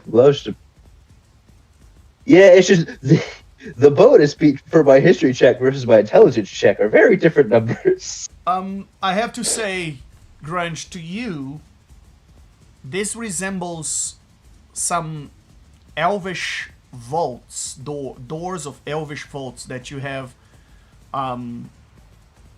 opened in your past life experiences. You know, you've just it's the kind of stuff that you would have seen before. They love their dumb puzzles, yes. Oh yeah.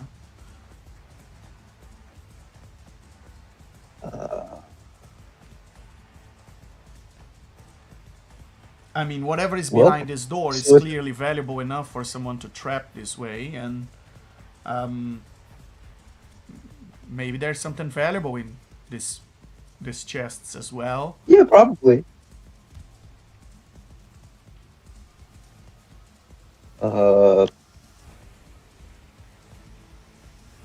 I guess I'm gonna, I don't know, maybe inspect the chests. Maybe they have clues on them. Excellent. Roll an investigation check for me.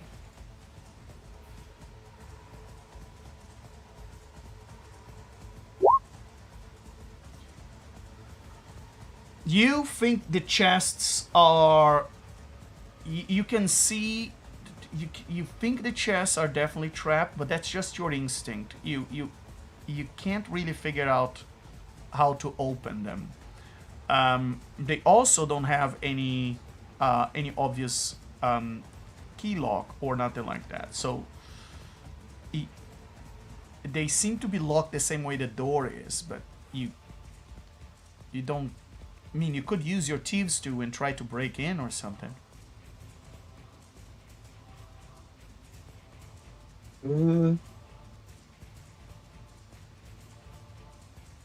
Yeah, I guess I will attempt to lockpick the thingy. I've got points in that. Excellent. Go ahead and roll Yep, a d20 sleight of hand? plus your a d20 plus, if it's for thieves too, a d20 plus your proficiency bonus.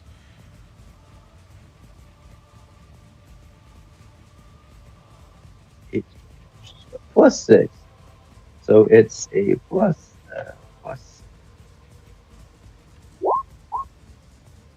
Actually, 22. Excellent. 25. You successfully managed to open one of the chests. Which one would you like to open? Top left, bottom left, top right, bottom right. Yeah, I'll do top left. Top left, very well. As you open that chest, please roll a DC 23 dexterity saving throw. It's dexterity.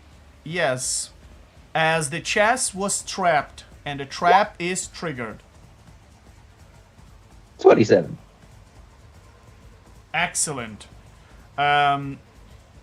You think that as you open, this conjuration magic just tries to grab your feet, and you manage to jump out of it, and a mini portal opens and closes as if it was about to suck you in. But you've managed to escape. Your reflexes are fast enough to have avoided the worst. As you open the chest, well, inside this chest you find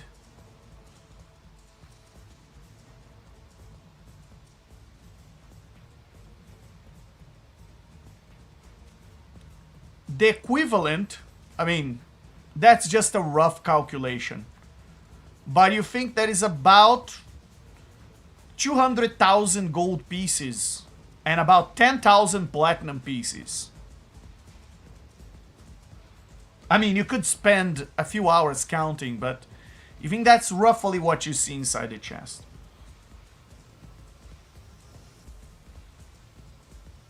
Well, I've got a bag of holding. Can I just like scoop the bag of holding through the gold? Yeah, you can. You can use your You know, hands like and whatnot. like you're scooping up sand at the beach with a bucket. Very well. Just I open think a it bag- up real I think wide a- and just. I think a bag of holding will likely be able to carry up to 50,000 gold pieces or something, 50,000 coins or something like that. But you can check, or 5,000. Yeah, it's 50. I think it's 50,000. But you can check its capacity. 50 coins. It's 1 I- pound. 50 coins is 1 pound. The bag Yeah. of holding is 500 pounds. So it's D&D Beyond should be able to calculate that for you. So for every 20 gold coins you capture, let's call it, yeah, you know, let's make this fun. Let's go to how many roll dice coins? for it. Yeah, how many coins would you like to? How many coins would you like to? You are filling up your entire bag of holding with these coins. It's full capacity. I'll take, not its full capacity. I'll take like, 300 pounds worth of coins. Very well. It's gonna take you at least a minute to do that. There are a lot of coins here, and you have to. The bag of holding is not firm, so you have to manually drag them and push them inside the bag of holding. But it should take you between 30 seconds and a minute to do that. That's what 10 rounds. I'd be stuck here. Yeah, Ah, yeah. That's That's a sadly lot. that's too long. It is. It's a shame I can't just stick the bag in there and be like, all right, you suck it up while I go open the other chest. Well, So I guess I'm going to just attempt to open another chest to see if I could, one of them has to have a key for this door, very well. or at least something I can. As you spent your action or bonus action trying to open the previous one as an interaction with an object, you can open one more chest. Choose wisely. I'll open the one right next to it. Very well. There's no way they both have gold. I don't know. Only one way to figure it out. Roll your d20 plus 6. It's the same as last time. Excellent. 25 or 24. And just like that, you gotta do that DC 23 dex saving throw again. Do I have advantage because I'm expecting it this time? Yes. Why not?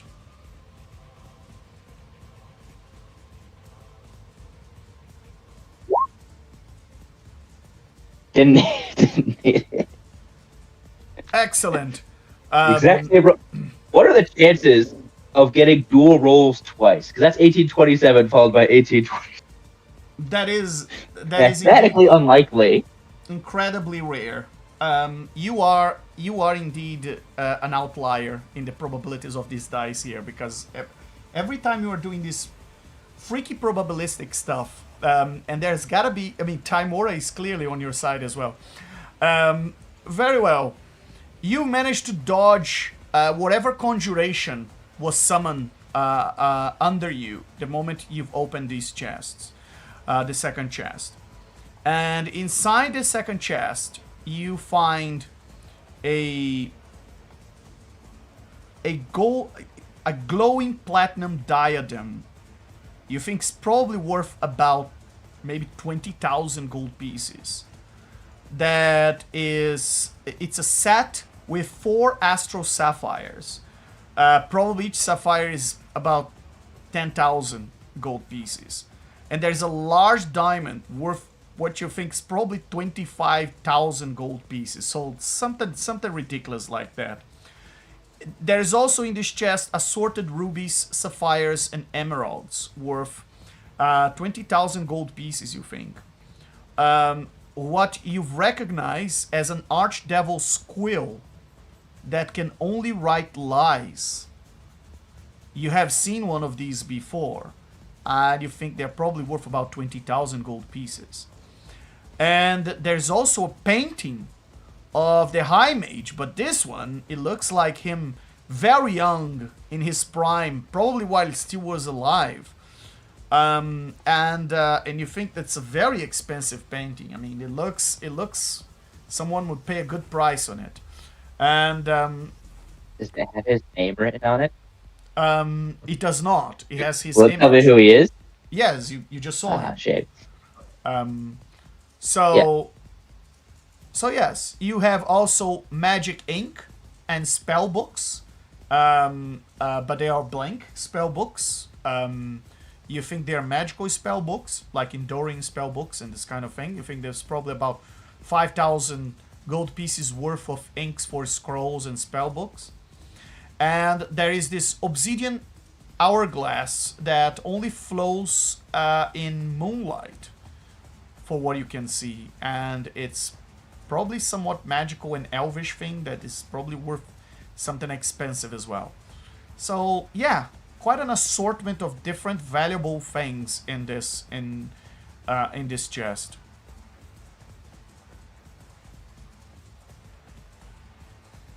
That's great. I'd be so rich if I wasn't busy trying to open a door. I know, and and with that, Grunge will spend, since talking is free, Grunge will just start saying random words to the door, hoping it opens. okay, roll. For the next, roll 1d1000, and if you crit, you got those 3 words right.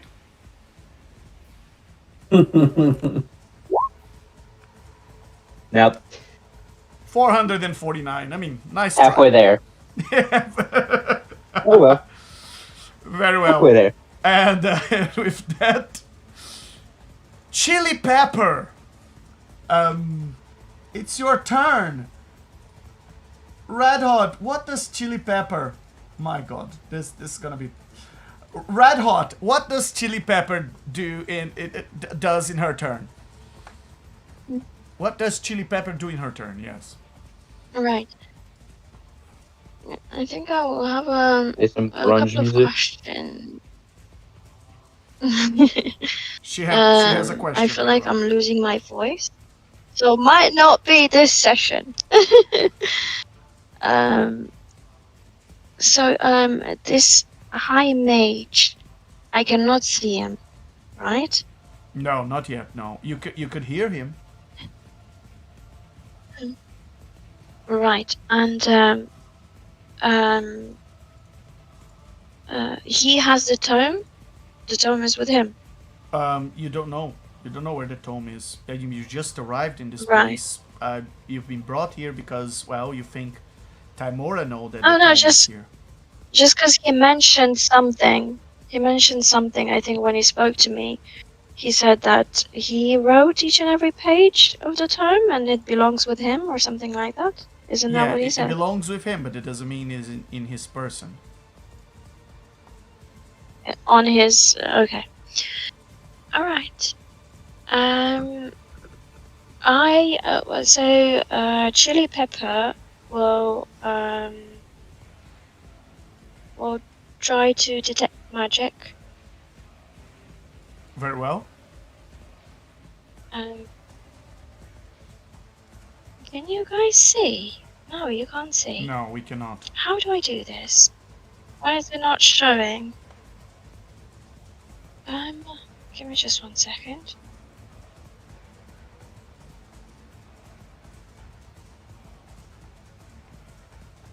Yeah, something's going on between, perhaps.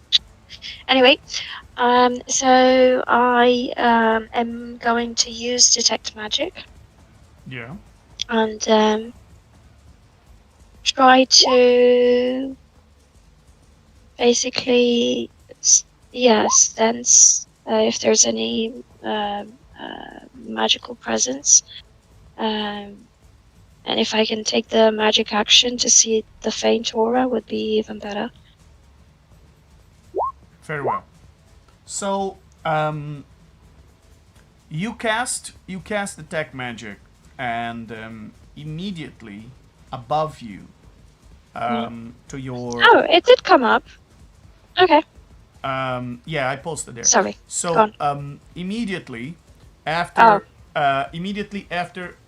you cast detect magic, you look above your shoulder, and you've noticed that the darkness here, there is a blurry vision of what seems to be a creature spreaded thin across the wall, as if the entire shadow was this creature. It's very thin. You feel like as if when you are fighting a demonic shadow, and the demonic shadow just goes into the crevices in the wall, or little holes, or it spreads itself very thin in the dark room, and that's what you think it's happening here. You recognize the aura of a creature that the aura of necromancy on this creature, and you recognize the almost demonic magic that is making this creature merge with the shadows. Besides that, everything else in this room is a mix of all sorts of different types of magic. You have hellish magic, you have conjuration magic, aura around those thorny roots that are in the middle of the room, and there is a lot of infernal magic or demonic magic, for all you can tell, in here. So whoever is doing this seems to And also divine magic. and also For the divine Hellos. magic. That is correct. There's also the glow of the divine around this room. So I have to say, it's a very mixed. It's almost a bombardment to your senses of all the different types of magic that are in this room. I feel like casting detect magic in this room at this point might make you go blind. You might throw up from the magic sense. Yeah, might have been a bad move there. So I basically didn't see any extra as them. Like, they can see this thing around the wall as well. Yeah, so you can see that the shadow has an aura, but it outlines the entire shadow across the north wall, as if whoever has this necromantic aura is spread thin across the entire wall, like a shadowy wallpaper.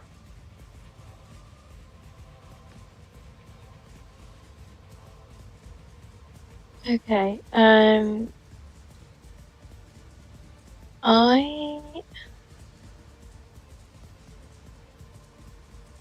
think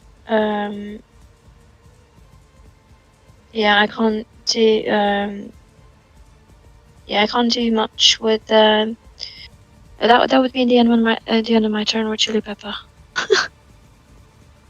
That's just her action. She still has bonus action and movement.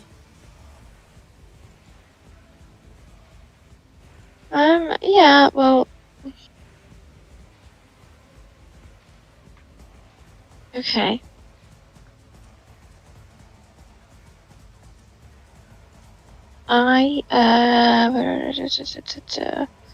Sorry, it's just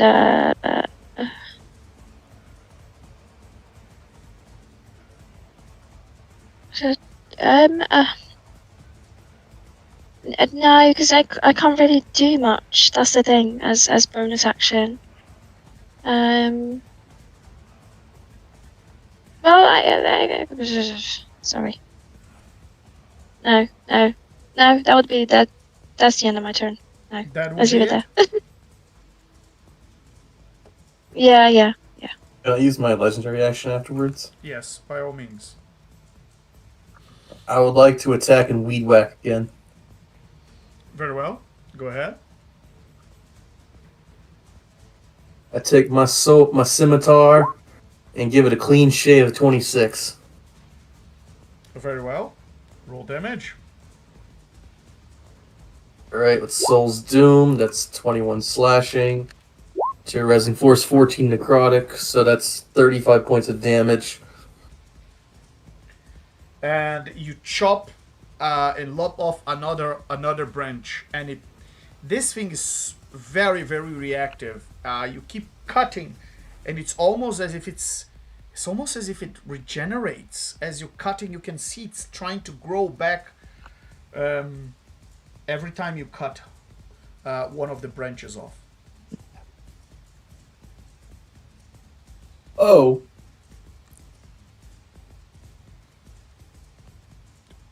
And with that, let's take a. Seems like a good time for us to take a quick bio break, and we'll be back in 15 minutes, everybody. We'll be right back with you.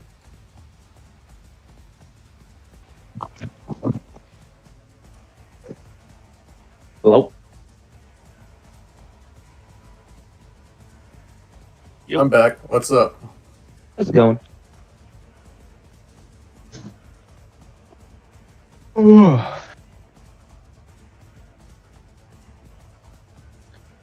I like that we have our arcane literature expert down in the fight. Well, our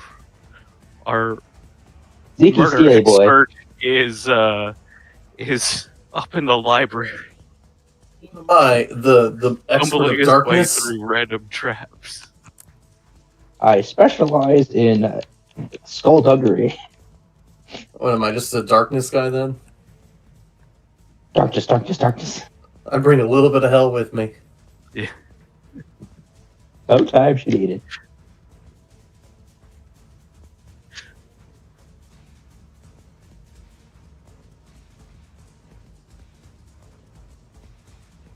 Yeah, there's nothing wrong with that. I mean, Gorbin's a drinker, not a fighter. Not both. Maybe a little bit of both, but mostly a drinker All and right. a reader. So we have everybody back. I can see the little mouths opening for Gorbin, Grunge, and Malefactor. Red Hot, are you there? Yeah. Yes. Very well. So, as we return, right in time for a new fun round. Let me bring you guys. Yay! Really, come on. Where is the audience? Where is the Hooray! Whoa! I protest silently. In fun? Yes, the fun round. I protest the name of the round.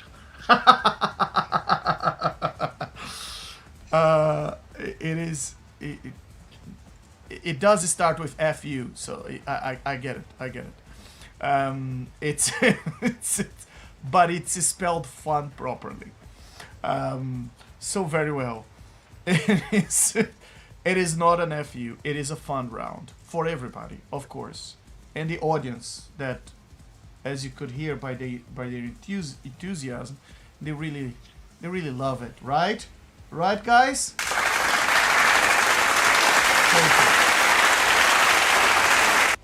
Yes, this live session is recorded in front of a live audience for whatever reason, and so getting back to the fun round.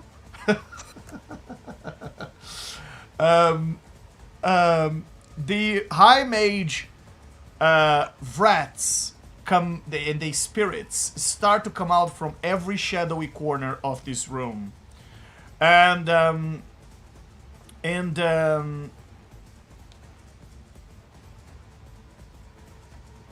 all of you gotta do a DC 20 Wisdom saving throw to avoid becoming dazed. Oh, what is dazed? Does that include me up in my corner? No, not you. Only the ones in the battle room. Let's just call it the battle room. Dazed. A dazed creature can only do one of the following things on their turn: move, use an action, or use a bonus action. If a creature becomes dazed during their turn ends. The Cure Ailment power, the last restoration spell, or the Great Restoration spell can remove the dazed condition. At the GM's discretion, other powers and spells or effects may also remove the dazed condition. When a dazed creature is affected by a spell or effect that gives them an extra action on their turn, like the haste spell or the action surge fighter feature, they can still take this extra action in addition to the movement action or bonus action allowed by the dazed condition. Some creatures can have immunity to the dazed condition, and a creature that is immune to paralyze or stun condition is also immune to the dazed condition. Very well. Gorbin, I guess. Legend. Yeah. I'm gonna use my guarded mind since I failed that wisdom save, so I automatically pass with my Mage Slayer feat. Your guarded mind. Very well. And with that, that's the end of the fun round. See, it was fun, Gorbin. Gorbin, you've passed this because let's just be frank here. You are in constant state of dazed. You know, you are constantly dazed, Gorbin. You keep yourself in that state. You get used to it. You get used to it. It's not so bad once you're used to it. You're like the Bruce Banner of drunkenness. You're like, how do you do it, Gorbin? How do you avoid it? I'm always dazed. Very exactly. well. It's the best way to be, really. The only way to be. Yes, it sounds fun. And with that, is now the turn for some punishment from those thorns that are going to fight back against you, Malefactor. And it's, oh yeah, it has the poison condition. No, it does not. And as you are grappled, it grapples you and moves you right to the center there. You know where there are corpses being pierced through the body in the image by the thorn. That's kind of what it's trying to do with you right now. So. Oh, indeed. As you are grappled, you gotta do a DC 20 Constitution saving throw to avoid 52 points of necrotic damage.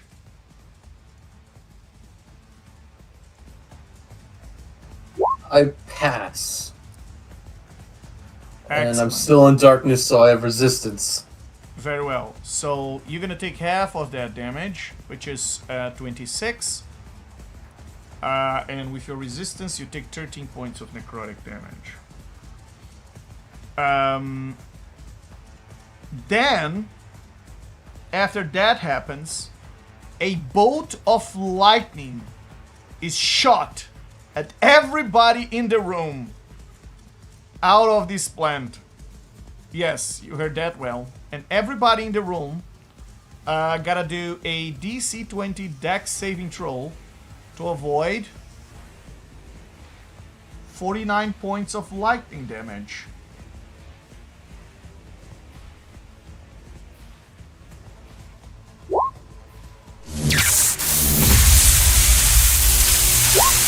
What's the DC again? That includes you, Chili Pepper, and Red Hot. The DC is 20. I'll use my blood price, spend another, what's it called, hit die, so I pass, and then give 9 points of damage to the creature. Very well. Gorbin did not pass. Very well. Gorbin, you take 49 points of lightning damage. Same for Red Hot and Chili Pepper. They both failed. Very well. We can't see your rolls, but I can see in the score. There's 18 and 19.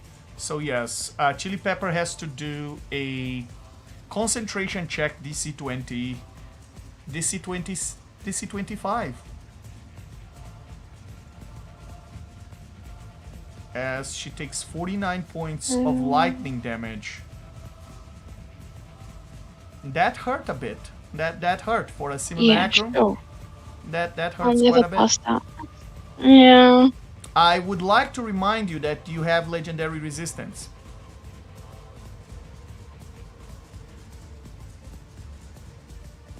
On both you and the simulacrum. If you would like Okay, to I might use as well use. Yeah, I might as well. Yes, please.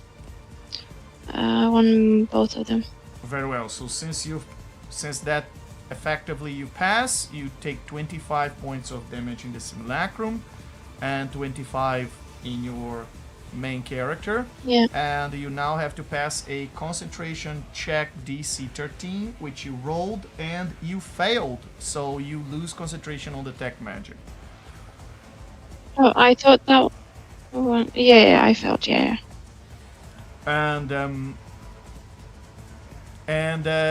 Well, Malefactor, the creature hasn't stopped with you. That was just one of its 4 attacks. Fun times. So here comes the other. How much damage did I take from that since I passed and resisted?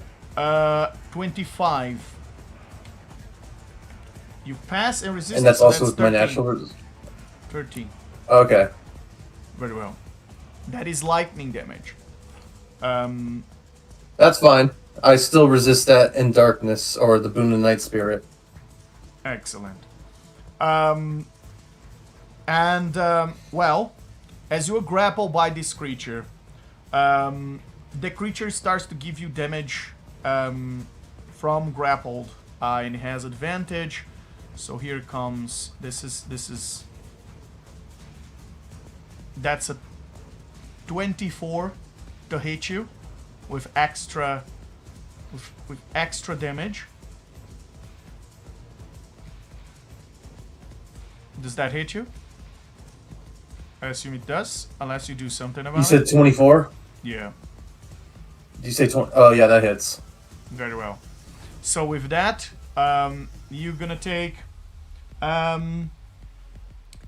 more of the branches come and wrap around you, and you take 19 points of piercing damage, which you are resistance, so you take 10.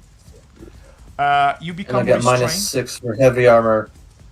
Minus, very well. I'll give you 6 back, and you have you are restrained now, not just. And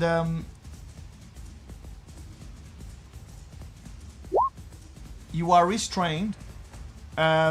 You can't see outside the space of this plant, so outside of this circle. So for everything outside of the gargantuan circle, you're blinded. You can only see within the Can I circle. do a legendary reaction? In a moment. Let me resolve this first. You can't see outside of that. You take 20 points of piercing damage at the start of each of your turns. And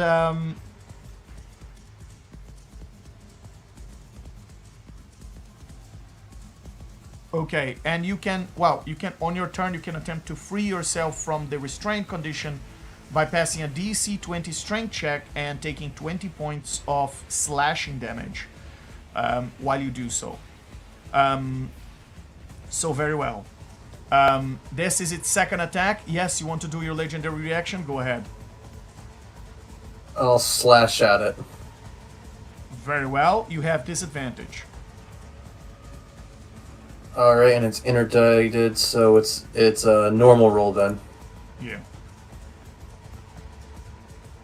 Alright, my weed whacking, I do a 32. So it'll take. I'm gonna re-roll that since that's a 2 on the damage die. Excellent. So that's 19 points of slashing and 10 points of necrotic. So 29 points of damage. Very well. And that ends my legendary action. And this was the second attack of the creature, and it's going to attack you 2 more times. So here comes the second one.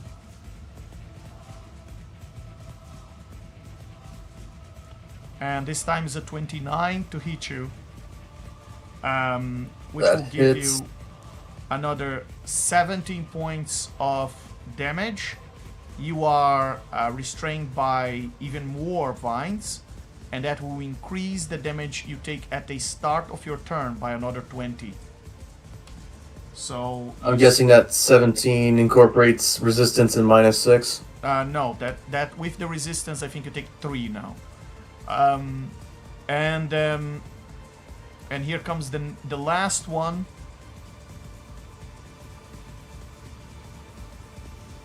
As the plant is attempting to strangle you, but this last one simply doesn't have enough space.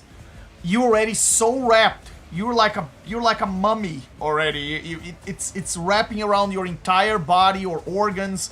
It's piercing you with its thorns, and you're double restrained and grappled, and it's as it squeezes you as if it's trying to torn apart your flesh. And that's the end of this plant's turn. And Red Hot, it seems like malefactors. Yeah. Real quick, Yeah. is Gorbin able to see any part of Malefactor at this point? Yes. Or is he completely obscured? He's able to see it. Yeah. Okay, then I'd like to use my legendary action Yeah. and shout, "Hey, yeah, my guy, you got this. I'm pretty sure. Just I want you to just, I want you to feel better. Okay, you do that." And takes a giant swig from his mug, and he is casting Healing Word at 4th level. There we go. Bonk. Yeah, that could have gone better. But yeah. So you get back 27 points of health. So Thanks. With the damage I'm taking. Yeah. Red Hot. Yeah, I was kind of hoping those rolls would come out a little better. You and Chili Pepper. You just see that drunken dwarf casting a spell. What is your healing word, Gorbin? Oh, he just yelled, feel better at him. Very well. And it seems that some of the cuts seem to be healing. So you realize that drunken dwarf is likely a cleric, and well, a cleric that is willing to work together with a devil. That's likely why he's drunk, and you see the malefactor just being torn as if this massive plant is just trying to rip its flesh apart and tore your acquaintance in two. And on that note, is as a legendary action, as it's the turn of the mage. Remind me, Malefactor, does the mage do a saving throw at the end of its turn to end the blindness, or no? No, it's for a pure minute without save. Wow, very well. Talk about broken, and It does, yeah. that's pretty broken, yeah. That's the whole point. And the high mage is going to as a legendary action. He's going to summon a cage of black energy. That cage of black energy is summoned underneath Red Hot and Chili Pepper to lock the two of you. And both of you gotta do a DC 22 dexterity saving throw to avoid becoming restrained and taking 28 points of necrotic damage.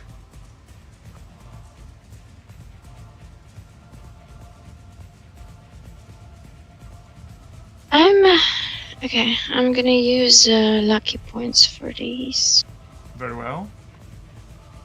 So if you're using lucky points, Correct. you have super advantage because of your elven accuracy, therefore you roll 3 times.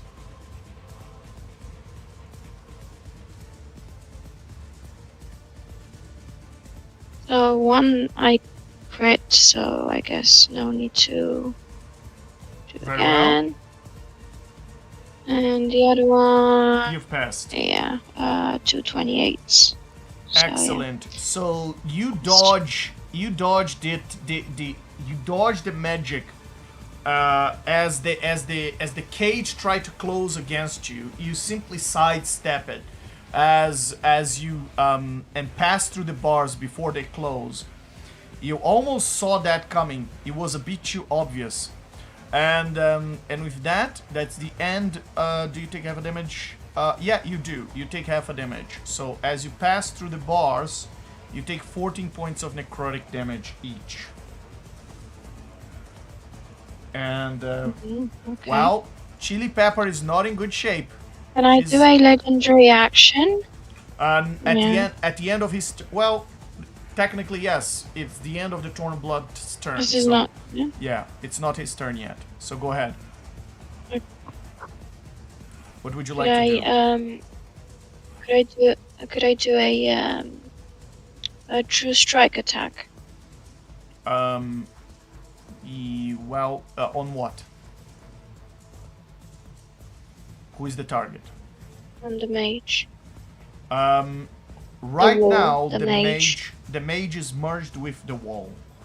And a true strike. Yeah, you can make an attack against the wall, where the general area you think the mage is.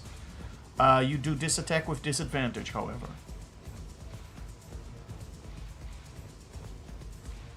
Okay, let's try. And who is using its legendary action? Yeah. Both Red Hot and Chili Pepper? If that's fine with you, yeah, both of let's them go have with legendary just actions. chili pepper, because I guess Red Hot comes next. Very well. Okay, then amazing. I can do that before.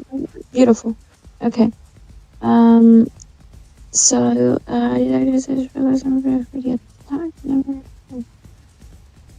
okay. So wait, I don't need to roll anything? It says it's a 3d6. No, you do Or have do to I roll. just- You have to roll for attack, yes. And is it the one from my sword? Yes, you attack with your sword. So the way true, so true strike, they changed this in 2024. So Yeah. you basically, your weapon is guided by a flash of magical insight, and you make like an attack with the weapon using your spellcasting, ability, and the attack will use your plus 16 to hit. And if the attack deals damage, you can turn into radiant damage as the weapon's normal damage, and you add the additional, because of your level, you add the additional damage of true strike. So it adds 3d6 plus 7 on top of the normal damage of your weapon, which I understand is 1d6 plus 7. Correct? So that becomes. Is it plus 16 on the attack or? So yeah, so it's a 4d6 plus 14 basically. Yeah. Right, okay. There's an 18 hit. An 18. That's with disadvantage. Yes. It does not hit. Oh. And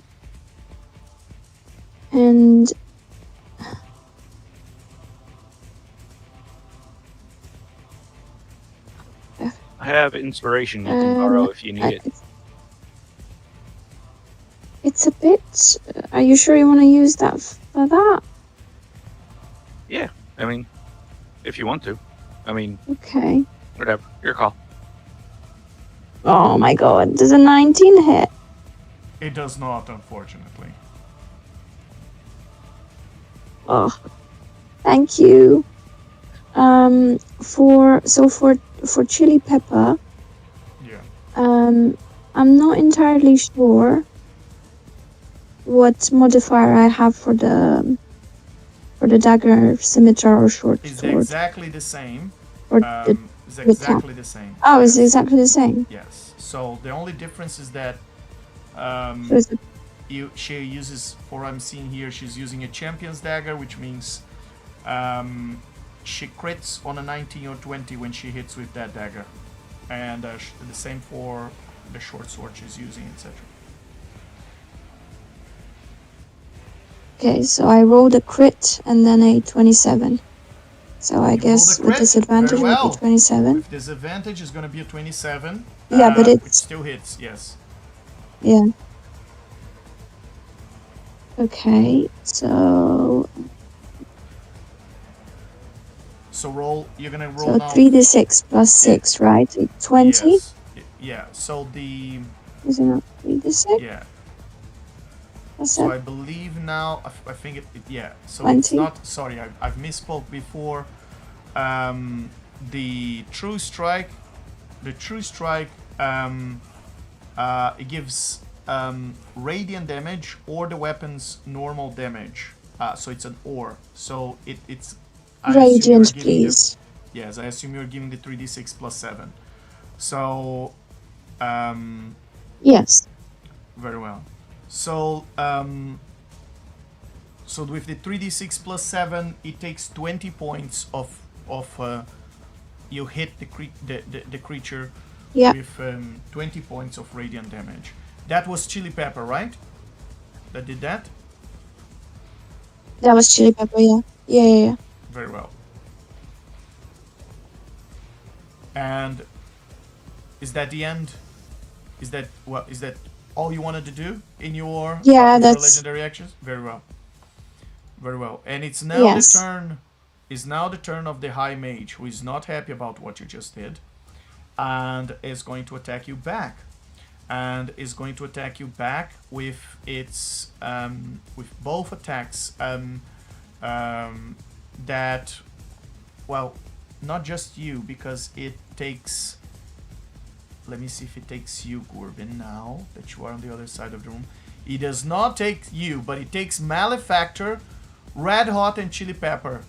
This is gonna hurt. Basically, Oh no, my innards. oh yes.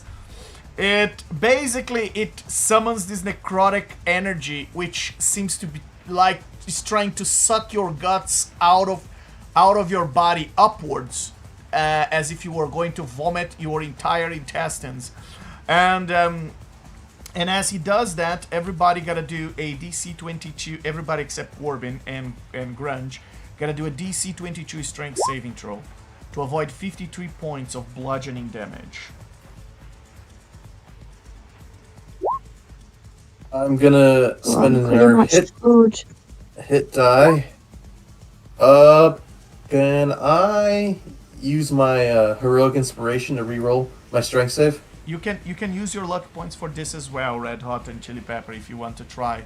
Chili Pepper only has 34 hit points, so My if modifier is +2. I basically need to crit. well, if you roll with advantage, you roll 3 Oh my- times.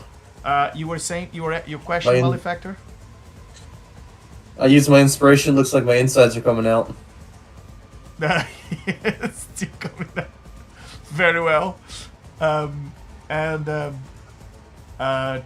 At least I'm mummified. Red Hot, what do you want to do? Do you want to use luck, not luck? What do you want to do?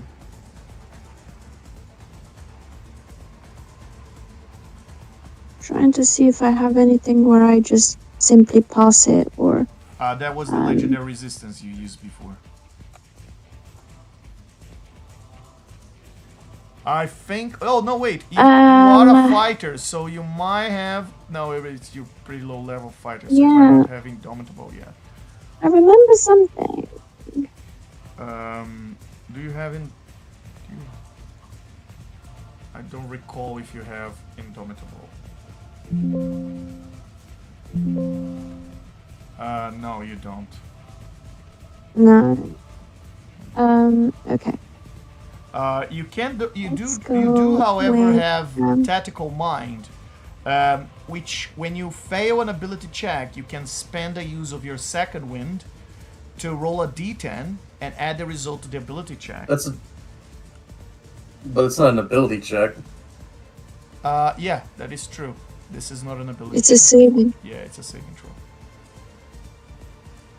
Did I already use my Improve Fate ability since we got here? I don't think so. What to do? Okay, because that I can add a 2d4 to either add or subtract from any d20 roll made by a creature that I can see within 60 feet. Very well. I don't recall if Would you that used that. I don't be think helpful? so. I don't think I did either. It So depends would on- that be helpful, like, in this situation? It depends on what Red Hot rolls. You haven't rolled yet, Red Hot, so do you want to roll with lucky, without lucky? How do you want to roll this? If Yeah, definitely would. Chili would Pepper love. only has 34 hit points, so if she fails, she's done. Why does she have 34? She only has I counted half of your hit points. 106. Yes, she has only half of your hit points to spend. Oh, She's a simulacrum. wait, so... Oh, okay. So she starts with 70 something. 76, 78. Very well. So if your strength save, your best roll on your first one was a 15. I didn't pass that. And on your second one was a 13. I didn't pass with any. It was really bad. So Gorbin, what Yeah. did you say you could do? You could add a what? I can add 2d4. 2d4. She needs to pass a DC 22 strength saving throw. She can't pass. And what was- pass only? What was the best roll she got? 15 with Red Hot. So with 2d4, she would have to roll. She would have to roll a 7 or an a 7 or an 8 to pass. It's pretty slim. Alright,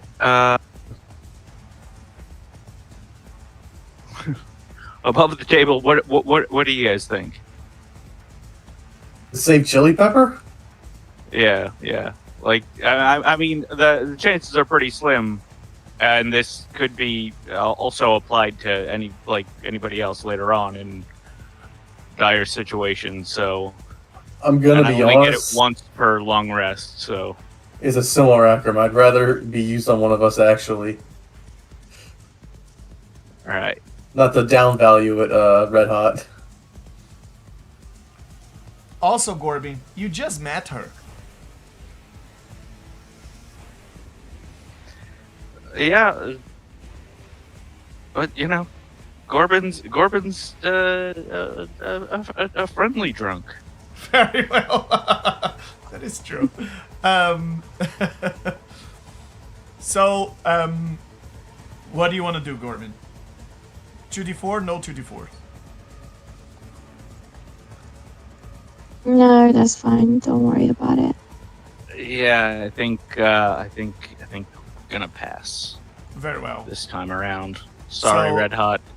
So, Red Hot, as the guts, first you see the guts of Chili Pepper flying up into the air, and then as they do, they snap out of her body, who turns into sand and falls to the ground. Very well, let's make it better. It turns into glittery sand, and this glittery sand just falls everywhere and makes the ground shiny. Thank you. Yeah. And Chili Pepper is no more. In your case, it also hurts like hell. You take 53 points of bludgeoning damage, and you fall prone to the ground as you are made to vomit all your intestines out of your body as they float into this mess above your head. You don't even understand how all that can fit inside your tummy, and then suddenly you swallow everything back in again, and that knocks you prone to the ground as you can barely contain yourself. You can hear the high-pitched noise coming out from your ear, and as you are very, very hurt from this attack. Malefactor, the same happens to you, and you take 53 points of bludgeoning damage, and you don't. Your guts entangle in the roots, and they feel like they're gonna rip apart as they go back inside your body. You taste it. You taste the ichor. And now you know you can't be prone because you're suspended mid-air by roots. But yes, now you know how Gorby I'm resistant feels. to that You because of the resist- darkness. Oh, very well. As long as I'm in dim light or darkness, everything I resist except radiant and psychic. Very well. So with that, you get 26 back. Very well. And that was one of the 4 attacks of this mage. And as we continue to stay on the wall, and it red hot as you are on the Do ground. simulacrums have like the boon of recovery thing? They do actually, yes. Just as a They do. Your so I abilities. could have used the last stand thing? Can it be used as a reaction? I don't think they changed. Well, it doesn't say. It just I said. don't- Yeah. I It don't. just said. Oh, okay. Did they change that? It just says what when were- you would be reduced to 0 hit points, you can drop to 1 instead. Yeah, less stand. Yeah. Oh, so Very she's well. alive at 1. So yeah, so she can drop to she wouldn't be dropped to 0. She'll be dropped to negative, but very well. No, that's fine. I just wanted to know if I could have You used can drop it. to It's 1 hit okay. point instead and regain a number of hit points equal to half of your max HP. Once you use this benefit, you can't use again until you finish a long rest. So yeah, I'll count that as valid. Would you like to use that on her right now? I'm guessing she wouldn't regain anything.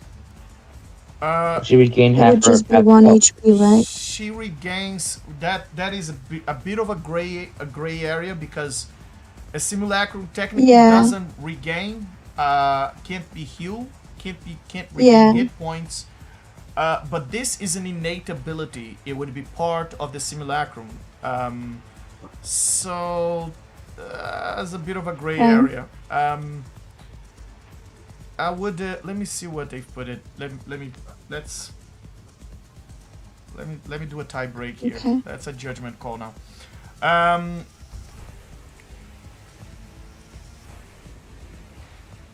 If the simulacrum take damage, the only way to restore its hit point is to repair it as you take a long rest, which will Mending, expand components worth 100 GP per hit point restored. The simulacrum must stay within 5 feet of you for the repair. The simulacrum lasts until it drops to 0 hit points, at which point it reverts to snow, or melts away, or turns into glittery sand. And you cast this. If you cast this spell again, any simulacrum created, yeah, no, it can't. It wouldn't be. It wouldn't be. It's a construct. and it's a construct, and it specifically says that in the new text that it's not. It's the only way that it can restore hit points is that way. So even through the pool of recovery, that wouldn't work. It'll be stuck at 1 HP then. It wouldn't.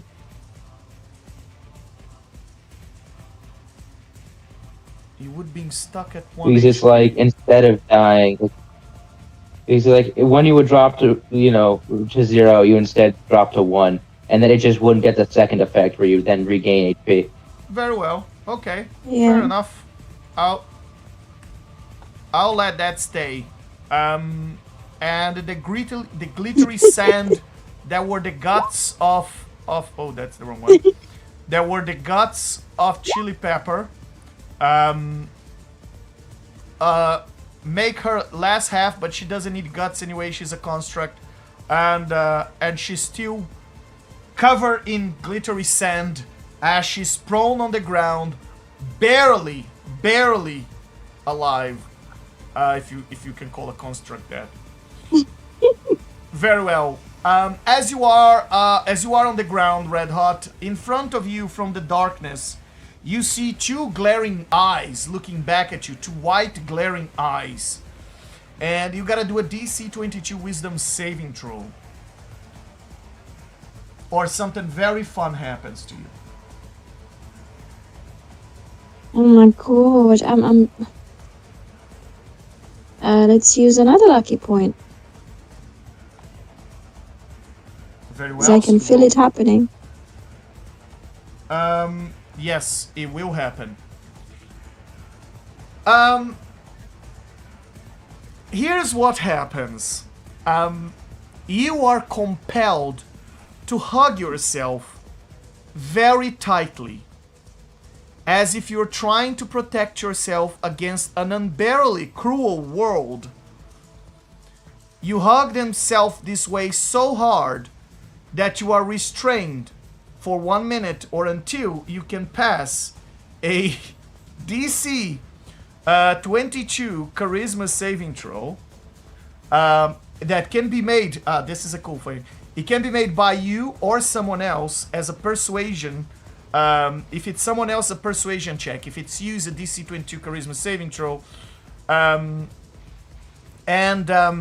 it will end the effect on a success. Basically, you're trying to reassure yourself that everything's gonna be fine despite it's a very cruel world out there. So you just basically crawl into a fetal position and hug your knees and hug yourself and restrain yourself as you crawl into a little ball and try to protect yourself from this very cruel world that just made you vomit and swallow your own guts and almost destroy Chili Pepper, as it was quite a traumatic experience for your first experience, having yourself gutted, and then rewinded. I'm ashamed of myself. Yes, you are in pain, and you're afraid of the world. You just want to crawl into a ball, go back into a cozy place, and never have to deal with this kind of stuff ever again. Right now, you are disabled, Red Hot, until you get out of this. What a view! What a view! Yes, indeed. Yeah. And with that, it does. Does it? Yeah, it's going to attempt to do this. Well, Malefactor can't do anything about it, so the High Mage is just going to move with the shadows closer to Gorbin, and is going to attempt to do the same thing to you, Gorbin, as you gotta do a DC 22 Wisdom saving throw to avoid that two white glaring eyes glowing out of the shadows towards you. Excellent. To you, there are 8 glaring eyes, and you really don't know which one you should be focusing on. So it doesn't work. It simply doesn't work. As he takes another swig from his mug, he just kind of sways and looks toward the hide mage and goes, what's going on, guys? What is you doing? You're very blurry. You got a lot of blurry eyes. Shh. Uncalled for. You're overdoing it. Tone it down. And with that, that's the end of his turn. Red Hot, what would you like to do? Still thinking you should be holding back? Can I do a charisma check? Charisma check. Take myself that's at out the end of of your this turn. situation. That's the end of your turn. Oh, right. Well, technically you are restrained. So you're not what can I incapacitated. do in this You can situation? you're just restrained. Your speed is Right. 0. You are hugging yourself, trying to protect yourself from a cruel world, and you can. Your speed is 0, but you can still do attacks with disadvantage.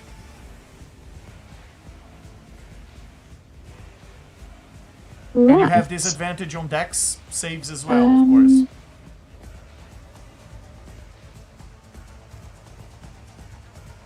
Okay. Let's go with Eldritch Blast.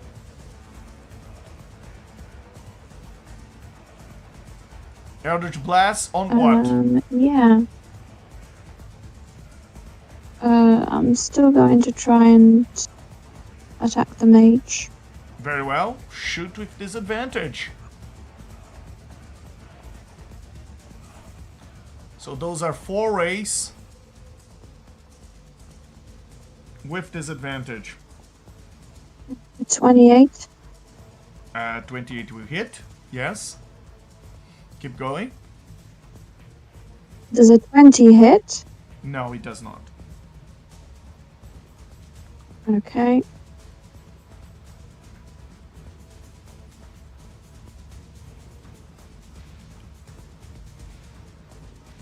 $33. That hits for sure.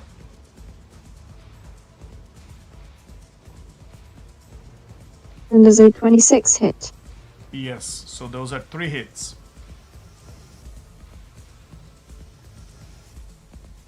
Okay. So that would be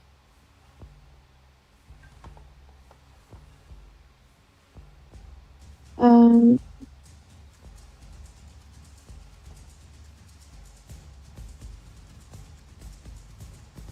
So that will be just roll 4d10 plus 14. 28. Or that. so it's a 28 plus 17. That is 45. 45.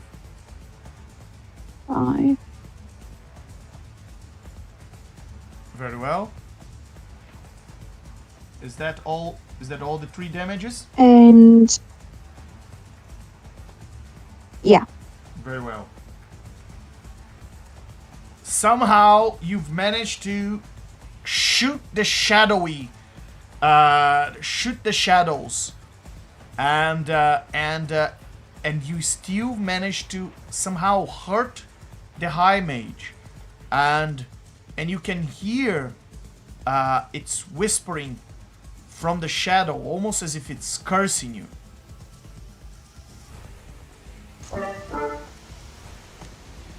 Ooh.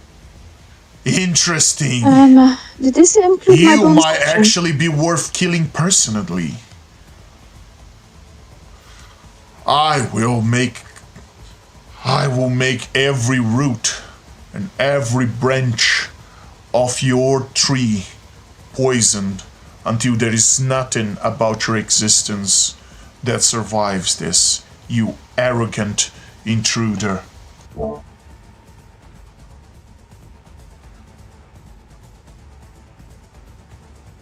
You were asking, Red Hot? Arrogant.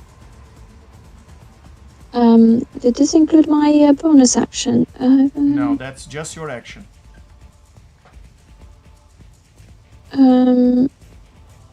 Oh.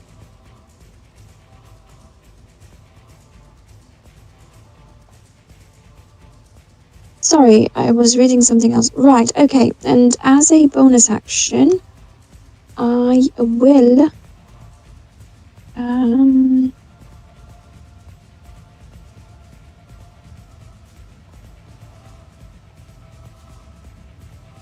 You can guess the cantrip. you know what? Why not? I could. Let's go with it. Let's go with it. Yeah, Very well. let's try. Disadvantage again. Oh no. Oh, that's a nat 1. Yeah, Yeah. That First is- one is a nat 1. yeah. I think it's pretty clear. I don't even know why I rolled the second one. Keep going. Do I need to roll a d20? Yeah, you gotta roll a flat d20, but we can do that later. Just keep rolling your Eldritch Blasts. Second one's a 19, and...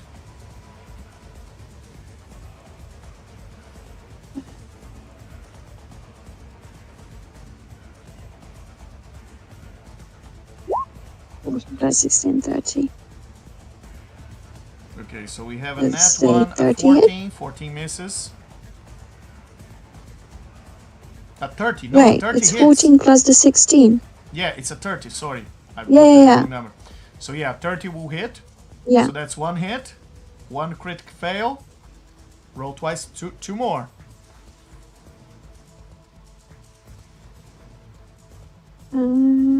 Oh, that was so close. Does a 27 hit? It does, actually. Those are some ridiculous disadvantage rolls. How about 21? 21 hits as well. So another 3 hits. But first, roll a Oh, flat wow. d20. Roll a flat d20. Let's see if you hit your buddy. I don't want to. Oh, man. 17. You do not. You do not. You just miss and you hit a statue and you knock off the head of a statue. Very well. And roll damage 3 times. Okay. Okay.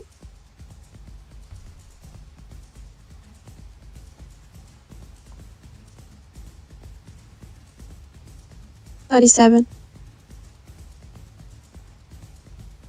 Okay, I'm seeing 12 and 12, 24. So an extra 37 in total. 37. Very well. Yeah. Somehow, Red Hot, you hit the shadows. And the shadows... Would you like to describe the attack to us? As you're shooting at the shadows while hugging your legs in a fetal position. I will say one hand is covering my eyes. As in, I'm looking through the fingers. Because right now, I don't know. I'm not frightened, but I'm somewhere close to that. So, hoping to get out of whatever state that I'm ashamed to be in. So I'm just shooting wherever. And as those Eldritch blasts come out of you and shoot the shadows on the wall, with Gorbin, you have no idea what she's shooting at. It just seems like she's just trying to punch a hole through the wall with all those Eldritch blasts. Malefactor, you can't see because you can't see beyond the plant that you were grappled by. And as she shoots, and as you shoot the wall, you hear the voice of the High Mage echoing through this place, saying, You think the concept of losing my physicality is unfamiliar to me? No. I have been just interrupted, but not defeated. You don't know what you have done, and I assure you, you haven't defeated me. You taught my tower your names, and you have found yourselves an eternal enemy.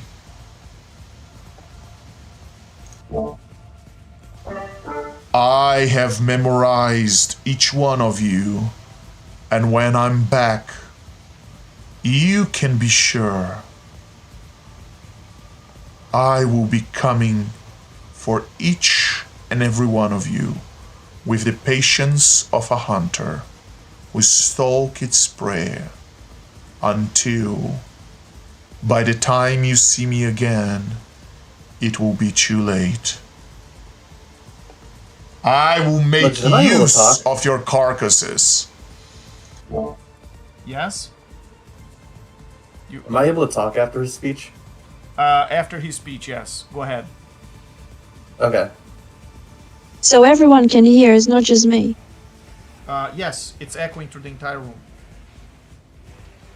Oh, okay. Okay.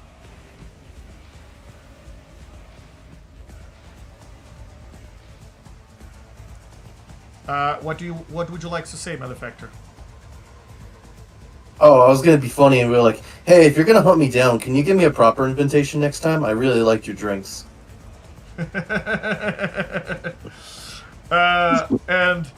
And as you say that, the room blinks darkness, and suddenly it grows tremendously cold.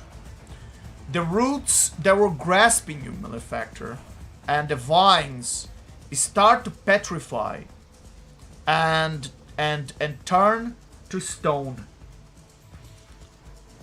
They don't free you though. They just turn into a statue, and while you're still grappled by them. The shadows Am in I this still in room a shameful position? Yes, you are. The shadows in this room move erratically, and you see wraiths and spirits flying out of each corner of this room, and they pass through you with their mouths open, as if shouting in silence. All of them have this aspect of elves and elves' skulls as they pass through you, shouting and in screaming in silence, and pass through your body, and all of them seem to be moving erratically through the room, as if the shadows were themselves screaming. And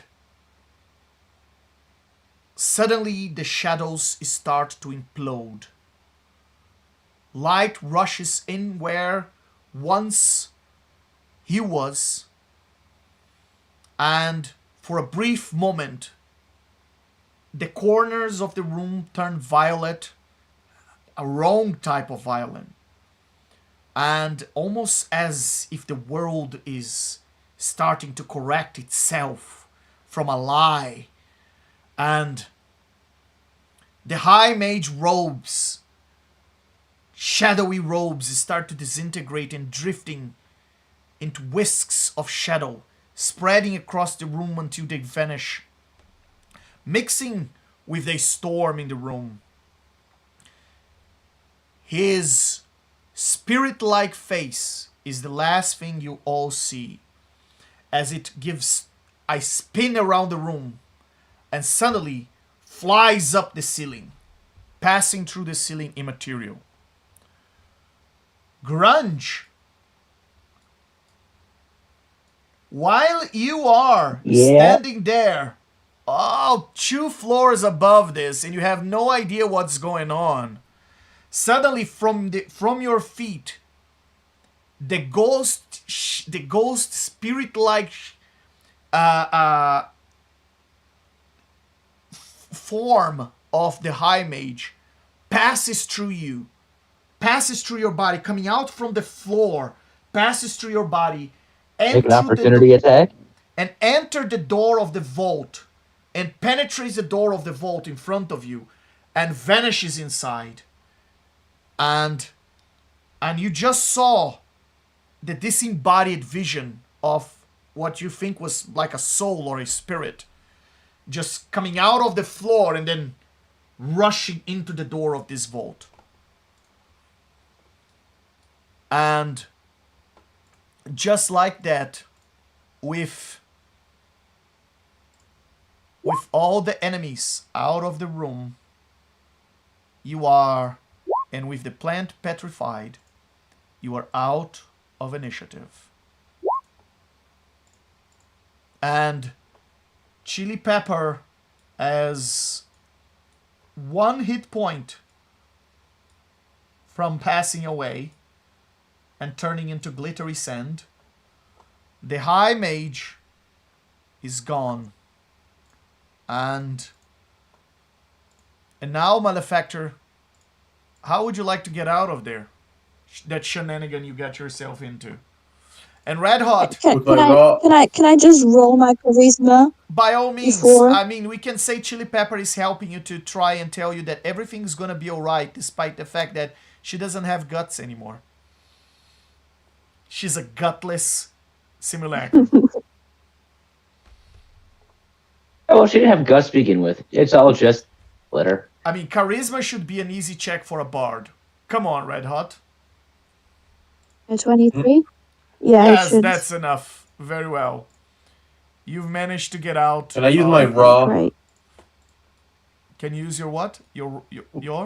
My raw unbridled strength or my sword to cut or to break out? You It's can only use- stone. It's stone, so you can pass with a DC 20. It's strength check.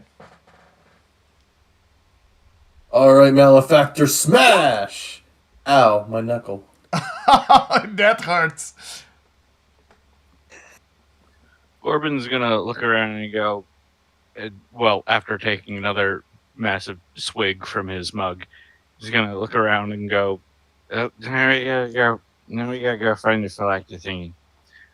And then he notices Malefactor's continuing predicament. Ah, that's right. Yeah, that's you. Don't worry, guy. I got you. I'll get you out of there. And he moves over to assist. And I have no idea if he actually Oh, that's okay. Yeah, that's a fun option. He's just gonna start blasting the petrified vines with magic missile Very well. And you. at first level. Why is that not casting to the thing?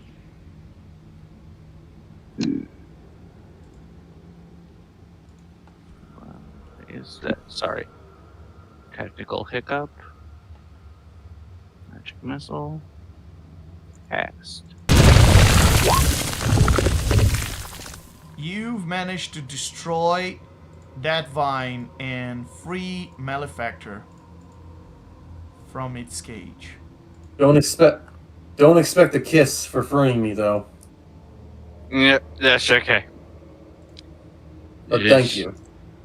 It's all in the day's work.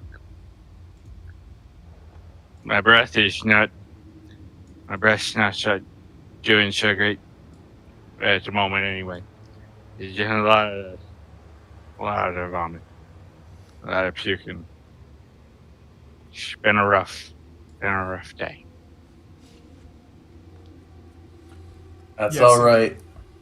And while I get the stone off me, I'll look over to Red Hot. Is she still in the fetal position? Not anymore. She just managed to get up by about the same No, time. I shook it off. Thanks to the help of Chili Pepper, who is very damaged version of Red Hot. It seems like Red Hot, Need some but expensive repairs.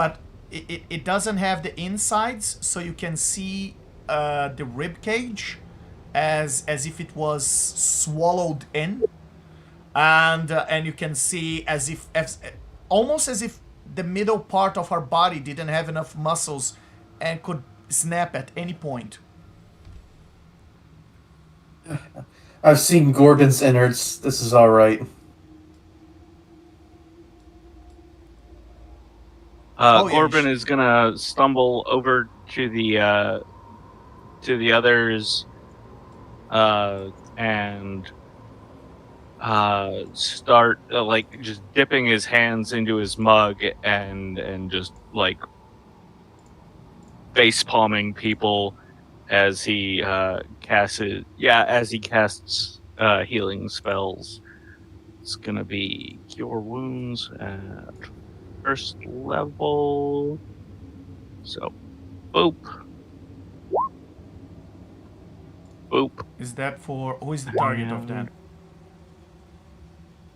The first one is gonna be Malefactor. The second one is gonna be, Red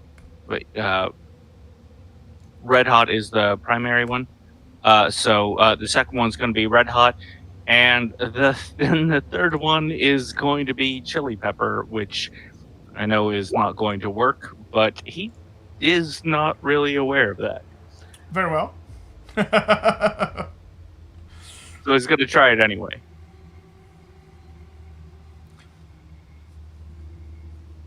And as you try, you realize nothing really changed about Chili Pepper and her sister, her twin sister.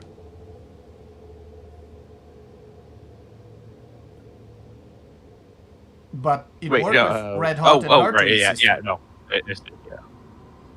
Gotcha. I'm sorry. That usually works. You just try to walk it off. You'll be fine.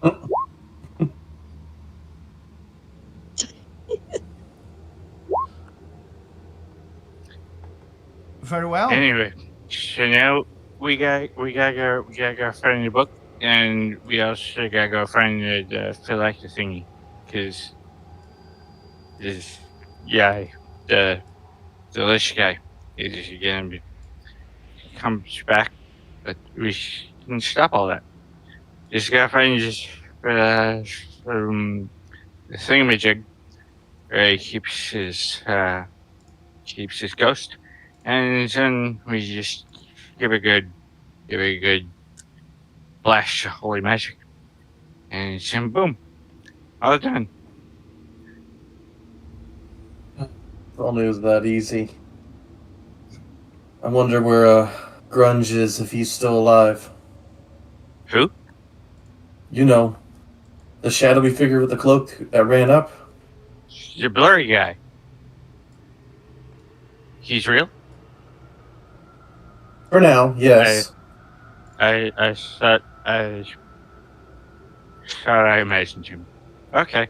Yeah, let's go find that guy. And I'll look over to Red Hot. Before I'm on the way. Yeah.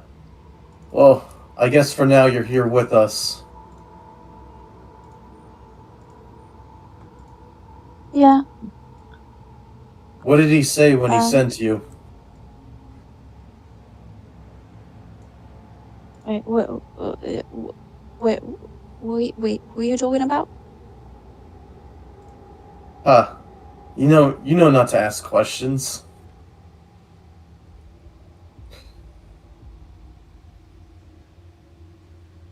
Hmm? Who's he? Do you want me to tell you out of character, if you want a reminder? Yes, please. Out of character, Belial sent us, and I'm assuming since you're part of the Hellfire Club, Belial sent you. I'm not referencing because everything is secretive with him, so that's why I'm laughing at you asking him who's he. No, as in like, cause Bilal sent you guys for the tome, but I kind of came here by mistake. Like I was like, yeah. No, I didn't pass the investigation, so I'm assuming Belial sent you. So I was like, what did he say to you? That's what I'm assuming you're with us. That's why I'm asking, what did he say to you? If you're gonna lie, you better think of something good. Okay. Well, he just did nothing. Just what he said to you guys as well. It gets tone for him, right? Roll deception.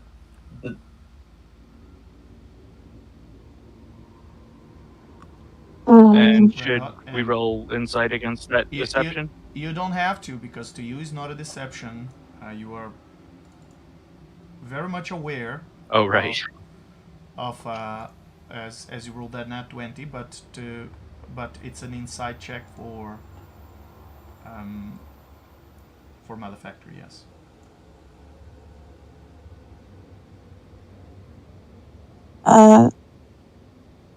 So deception for you. How much do you roll? 36. You gotta beat a 36.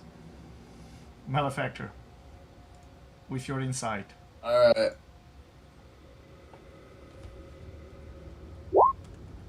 Yeah, with advantage. I have no reason not to. I have no reason to believe not to believe that. Close. Very well. I said, yeah. Honestly, he doesn't. Yeah, he doesn't said give that much he- information. He just says, "Grab this." You're right. That's why we brought. That's why we have Gorbin here with us. He knows exactly what we're looking for. Supposedly. He might be too drunk to realize what we're looking for. Gorbin raises his mug at that comment and goes, "Yep, you're exactly what we're looking for." That's What why is he we. in? He's drunk, but he knows what we're supposed to find. We don't know what we're looking for. So I assume he came just because of how dangerous that mage is. Which we appreciate you helping us out here. It's been forever, Red Hot. Yeah. Just scratch that memory of me in a fetal position, please. That wasn't really me. I don't know Don't what you worry. did to me. I got I didn't even see it. Nothing. I was stuck in stone. It That's good. was very blurry. So don't worry about it. Perfect. Well, I feel a lot better now that Okay, you're here. so same. I'm really happy that I found you guys again. Yeah, we've definitely got to visit the Hellfire Club again. They've been asking about you, and I've been saying you've been busy, even though we only met like a couple times. That would be nice. Alright, and... Oh, sorry, go for it. I was just gonna say, Gorbin's gonna start stumbling toward the path to the upstairs. Very well. As Grunge. as they're doing that, I saw, I've just seen the ghost go by and went, I'm immediately just gonna start stuffing my bag full of stuff. All that gold jewels just being stuffed in the bag. I'm like, oh, Dave's time's up, and he's just gonna start shoveling money into his bag. Very well. Are you? However much he can get Could I before they roll all get some- back upstairs. So you can get. So you can. What are you trying to do? Are you trying to fill it up to the top, your bag of holding, with all those coins? Well, there's stuff the other chest was worth more and probably weighs less, right? I don't know. Have you opened the other chests? You can, by all means. Yeah. You said the second chest was full of like gems and like paintings and like expensive things. Yeah, and that were worth like. you have wait, the I other don't know how chest much. as well. All right, there's two more chests. You know what? Let me go open that other. Let me go open those other chests before I start shoveling money in. There might be better stuff in one of those other ones. Very well. Do 20 plus 6. Yep. 19. A 19. As you are trying to open the chests, that one, for some reason, is a bit more stuck than the others, and you are unable to open that one. And I just quickly move on to the next one, I guess, if that one's stuck.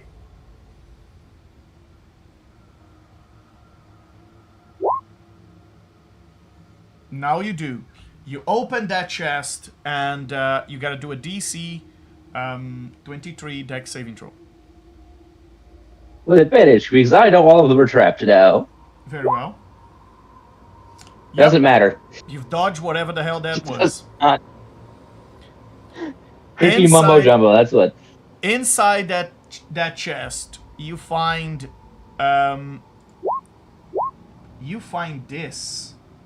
Did the image appear? Yes. This is looks like a spear, but also some sort of staff. It looks magical, and it's right in the bag. You also find this fine black cloth, soft as silk, and it's folded very neatly, like a handkerchief. And as you unfold it into this circular sheet, about 6 feet diameter, as you unfold it, it just looks like a very fine black cloth. You hold up in front of your eyes. It seems some sort of magic, but you don't understand how it's worked. It's not a portable hole. So you just fold it back, put it back in the box. You also find inside this 2 feathers that look magical. And they, as you look at them, they're so green that at first you thought that they look like leaves. And then you pick them up and you look at them, and it was actually a very green feather. And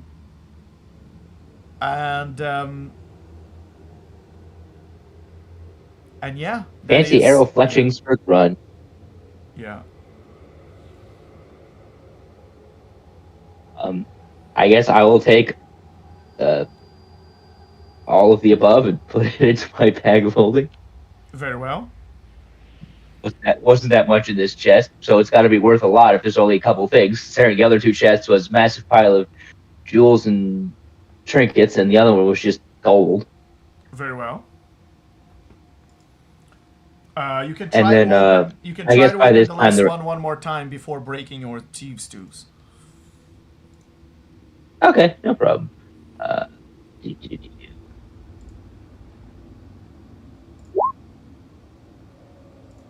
20. 1 point higher than the last time I attempted this. You break the thieves' tools trying to open this one. Oh, well. In that case, I am just going to collect gold. 300 pounds of gold. Excellent. Which is, what is it? You said it's like 10 coins to, or was it 50 coins to a pound or something? Yes, 50 So coins equal 1 pound. So it's 300 divided by 50 or something like that? Yeah. And then times 10. There's 300 times 10 divided by 50. So you have 300. So you have 5. So you want, how much space do you have in your bag of holding? First of all, after adding the other stuff.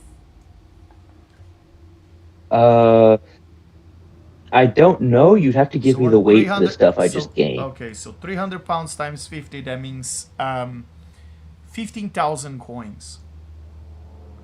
Now roll a 15,000. D100 and let's see what percentage of that is platinum.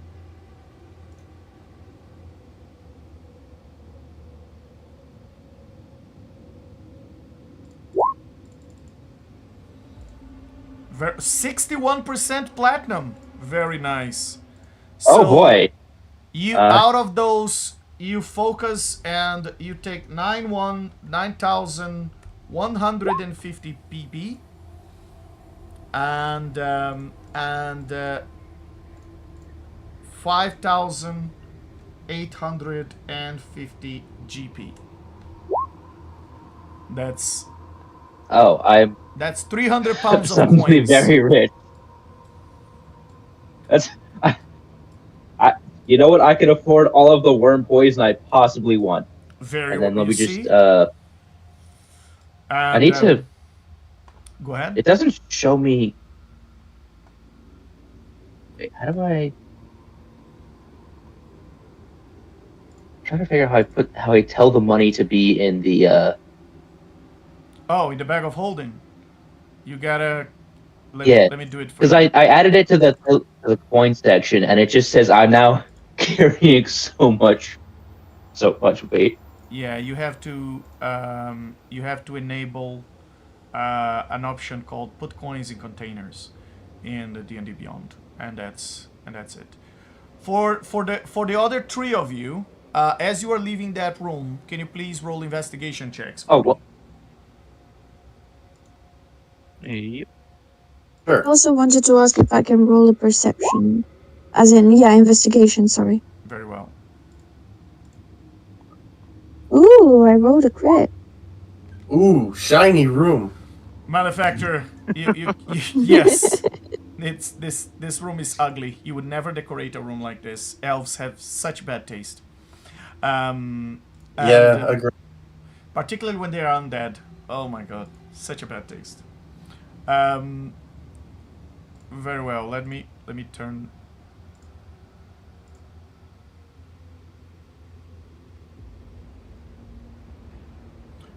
Grunge. It should be. Give me one moment, and it should load for you as soon as my my D&D Beyond cooperates with me. But basically, you click on your coins and you go in settings on the top right, and when it pops up a little window, and there should be a switch for you to toggle put coins in containers, and then you can transfer your coins to your bag of holding. Otherwise, you won't have enough carry capacity. Or you can refresh on your end because I just did it for you. Very well. All right. So, Red Hot, as you are walking through this, place, you've noticed these statues, which the others don't seem to have paid too much attention to it. The statues here that are on the walls of this chamber, they seem to be elf soldiers that stand guard kind of along the walls. And most of the statues depict the same high mage you just saw in its spirit form. And you read the names in Elvish at the bottom of the dice of these stairs, and one of them gives a name of a general called General Fadanar, and I'll put here in the spelling.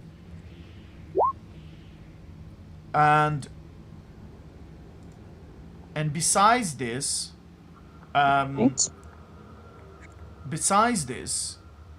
all the other ones seem to depict the same high mage guy, except for this one.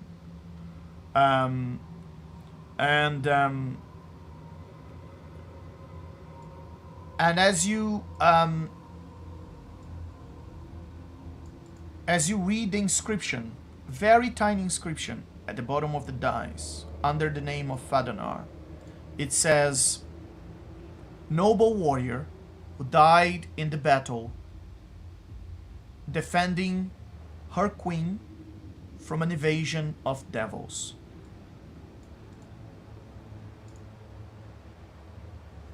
So apparently someone who died in an invasion of devils.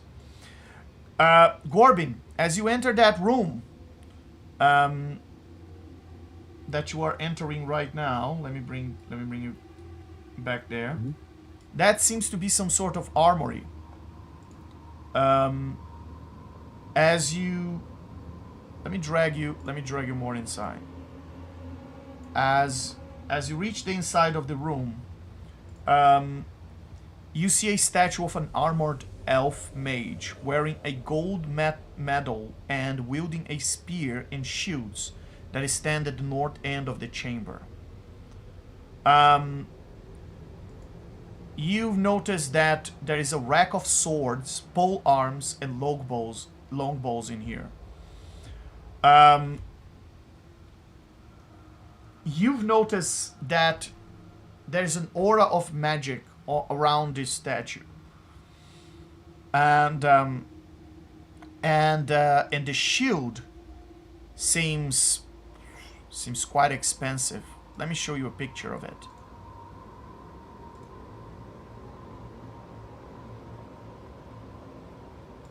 If, of course, D&D Beyond helps me out. If the loading page loads, that takes forever to load. Well, I'm gonna go ahead and ask if I can make an Arcana and/or History Yes. check. Arcana check. Yeah. See what I can. Okay. To see if you recognize this beautiful shield. Yeah.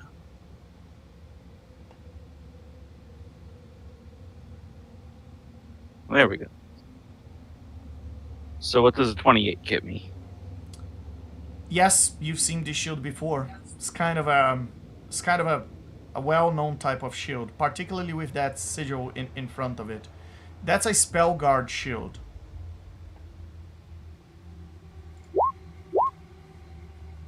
Ooh. You have seen it, not in exactly the same shape, but it's indistinct. It's a very distinctive shield. It's a magical and expensive shield. It's quite rare to find. I've seen many times before. No, this is right to find. It's good stuff. I'm just gonna go ahead and take this with me. And he's gonna take the shield from the statue.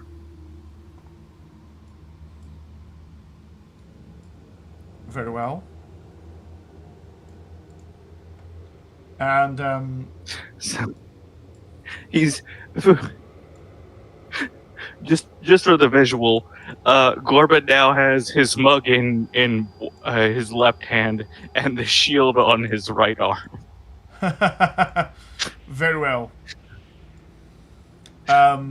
As you head upstairs, following the others, as you all reach the upstairs, you see there is a door open to the north, and this is a massive library.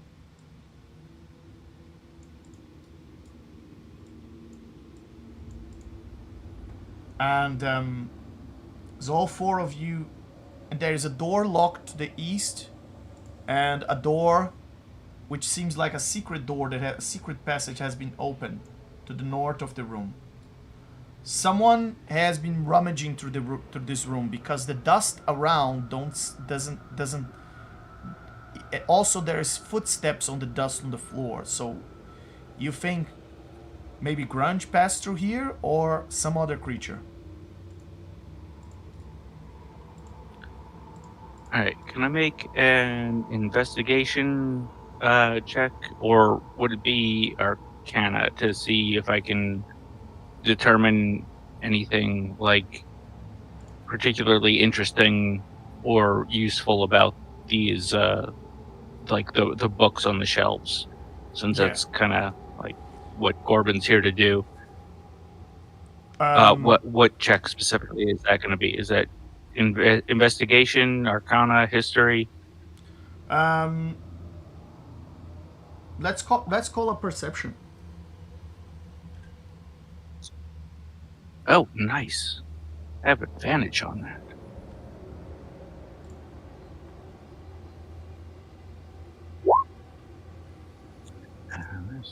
Very well.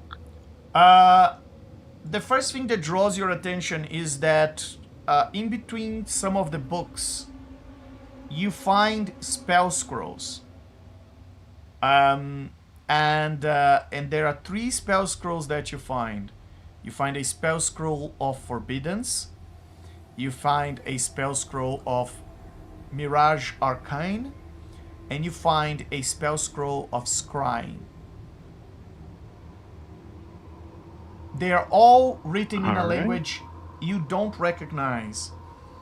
It does not seem to be infernal.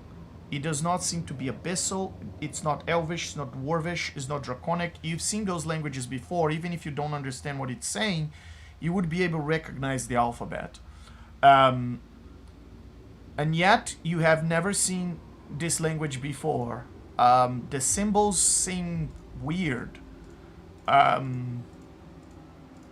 Yet, those you could recognize. You could recognize they spell in the scroll based on the pattern and some of the similarities with other scrolls written in different languages. Corbin is going to again tap one of the runes on his metal armband and cast the Comprehend Languages spell. Very well. And see if he can actually understand the text. He's not like reading them to cast them.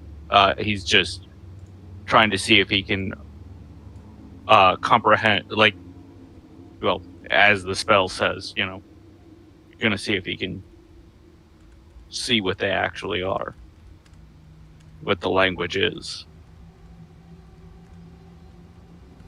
Very well. Roll a sanity save for me. Yeah.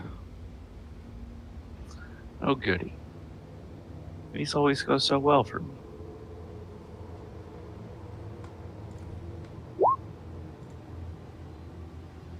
You have a plus 9? Plus 9 from your 29. Yeah, I think so. So that's a 21. You didn't lose your sanity, but the more you try to comprehend this language, the more you felt like you were almost growing insane as you were trying to. It hurt so bad your head that it almost made you sober. That's no good. Generally, you're gonna just roll these up, store them away for safekeeping. And he's gonna take them and take the scrolls and stuff them into his bag of holding. Excellent. And Malefactor, Red Hot, what would you like to do? So we're in this library. Does it show any signs of grunge in here? Yes, there are footsteps heading to the north. Clear footsteps heading to the north to this very dusty room. Well, I'm gonna ignore the obvious door and follow to the back and saying, I think he went this way, guys. Be careful if you check in that door over there. Who knows what's in this tower? And I'll go in here. Very well. And Grunge, while you are still putting and trying to fit some extra coins inside your bag of holding, you see steps of someone coming. And how do you want to play this one out? Real quick, what was that spear staff thing called so I can add it to my inventory? I'll put it in the chat in a second. You'll put it in the chat in a second? Oh, in that case, there is no shame. He is actively shoveling money in his bag as they walk in. Very well. Red Hot, what are you doing?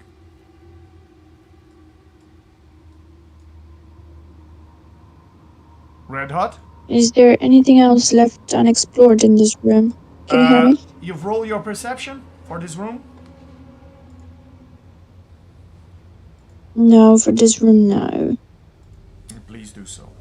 29. Okay. So you've noticed that there was a drawer that had been recently opened. As you look inside in this desk, some of the melted wax had been broken, and someone found a lever under the wax and opened, and you see an open flask of a canister, which seemed to be some sort of trap that releases some gas inside the drawer. Also, the drawer it has no dust at all inside, and it seems to be clear. So it's clear that someone came here and opened this drawer, and this drawer was trapped, which means something precious was inside this drawer. You don't know what, as there's no signs of what could have been inside this drawer, but someone took it, and it took it recently. As you look at the rest of the room, there is a wealth of knowledge in this library. More books than you are willing to read. All sorts of books about magic and elves and history and secret knowledge and autobiographies, and all sorts of different things that you have not. Well, would you like to read some of the titles?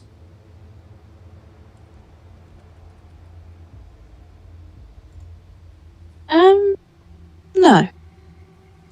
Are you interested in books at this point I think in your career?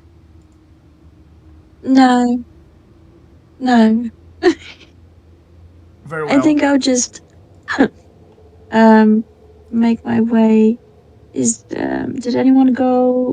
Where does this door They went north. take us through? This door is closed. They went to the door And that this is door open in the north. takes. All right. Up to you. You Can can I open this open door it? as well. Why not? Very well. As you open this door, and you go inside, let me describe to you what is inside this room.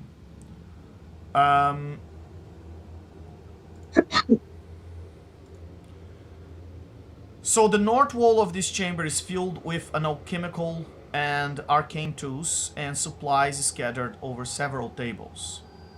There is a blanket of red and orange leaves that cover much of the floor in this room.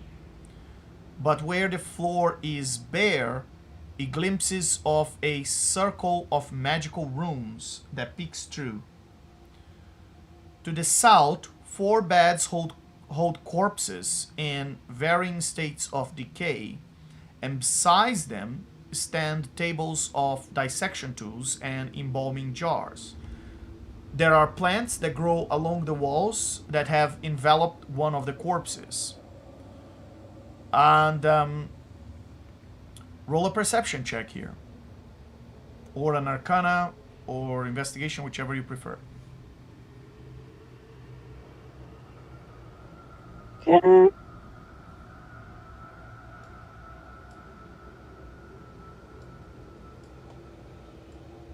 Yeah, I think I'll have Chili Pepper following me. Very well. So she can give you advantage on this check. Kinda. Very well. Excellent. So, Pretty.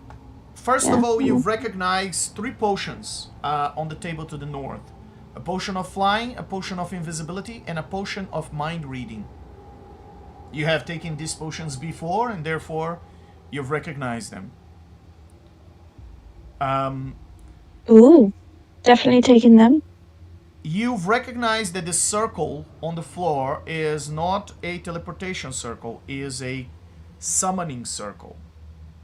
And as you are studying it, you've realized this is a summoning circle to trap devils. So basically, is a circle that summons devils and then bind them to become servants, soldiers, slaves, whatever it is that you want. Very clever. You have never seen a summoning circle like this before. But as you recognize what is on the floor, you find it quite clever. You might want to take some notes from this sort of arrangement. It can be useful in the future.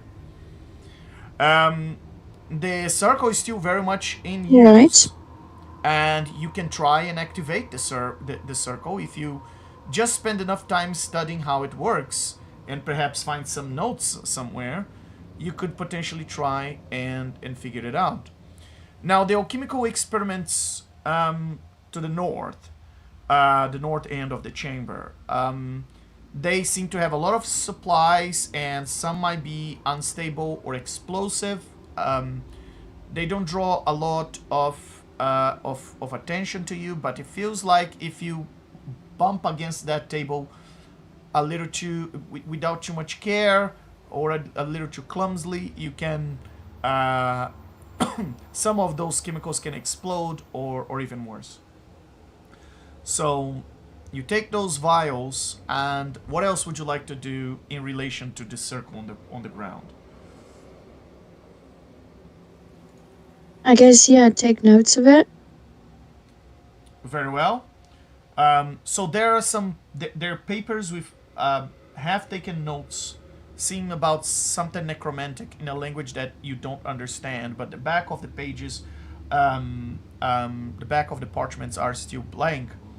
So roll your best intelligence check to try and copy the best you can the drawings on the floor, as Chili Pepper takes the leaves out of the way so that you can try and copy whatever's on the floor. Oh my.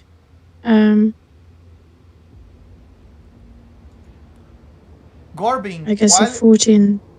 while you were doing that, Gorbing, something caught your attention. There is a book called Harold's Harvention, Holistic Handbook of Healing. At first, it appears like a beginner's guide to crafting potions. However, as you start to browse through the book, you realize that the author becomes more and more adamant that all ailments are just purely mental. And he starts to do details accounts of how he was treating a man for a broken arm, and he healed the man simply through a weekly mental therapy sessions. All right. It's gonna take that book and start leafing through it. Yeah. Very well. And let me put this in the chat. Oh boy. That's fine. And red hot, as you take notes with your, what did you do there? What did you roll? Was a 14 on your intelligence? A 14. With Yeah. advantage. Very well. Yes. You do the best. You do the best work you can to try and copy all of that. You think you got mostly right. I mean, it's probably gonna work. You don't do your most thorough work, but you think you got right enough.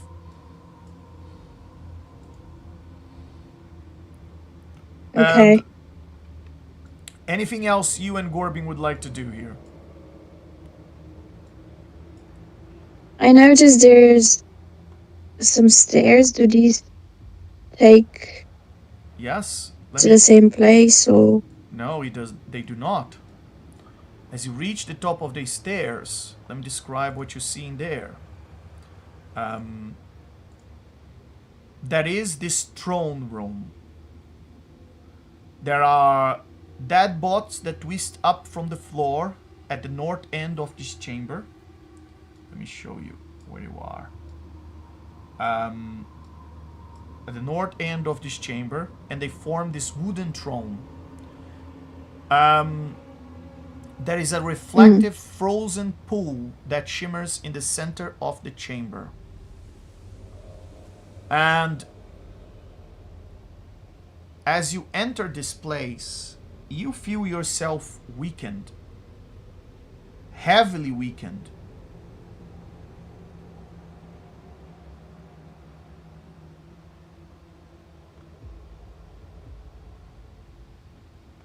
Can I feel like can I go something back?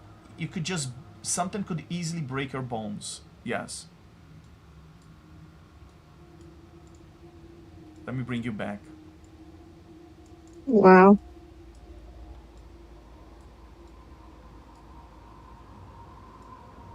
Very well. Okay. What an experience. Oh yes. Very pleasureful.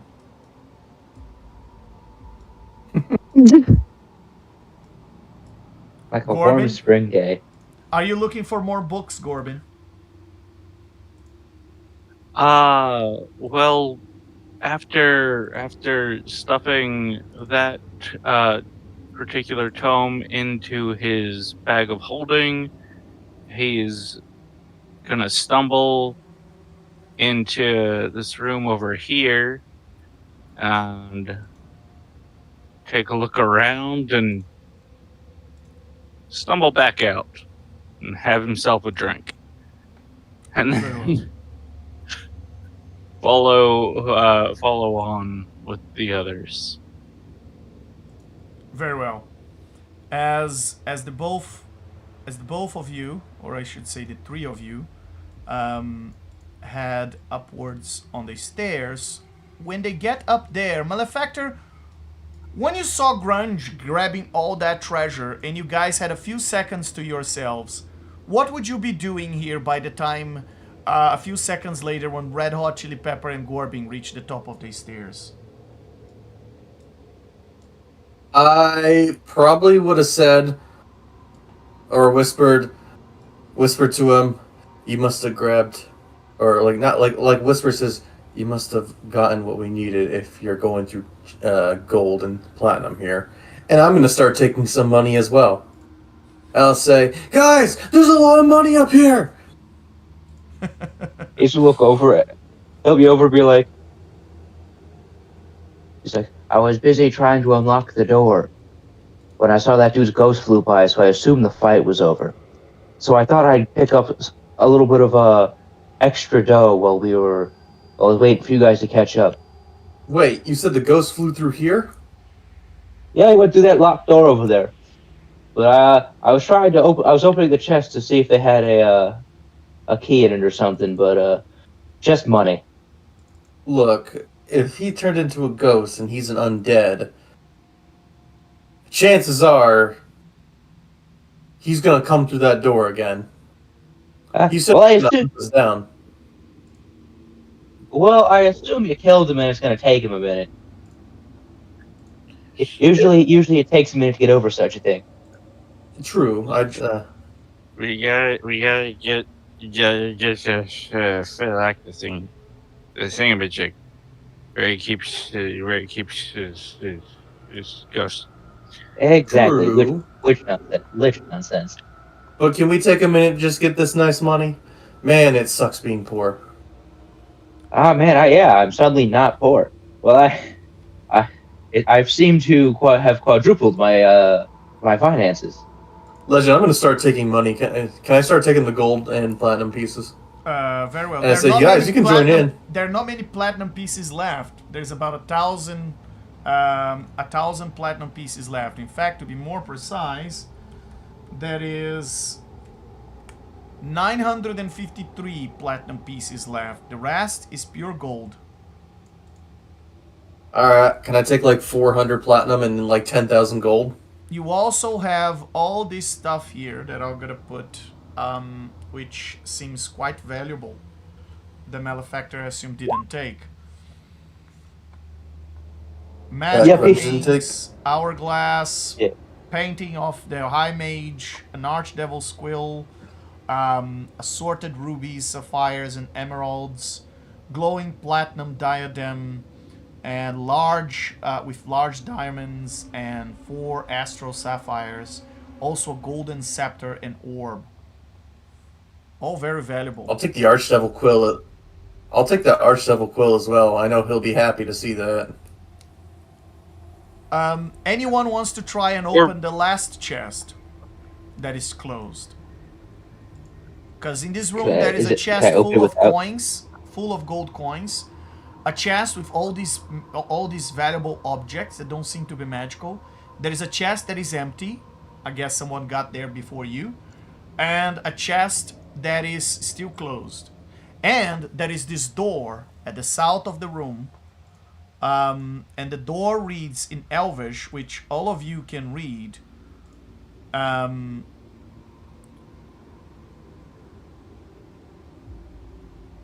It says, "Speak 3 names that made me." Now, Gorbing and Malefactor, you can roll an intelligence check when you read this. Red Hot, you got 1 name with you.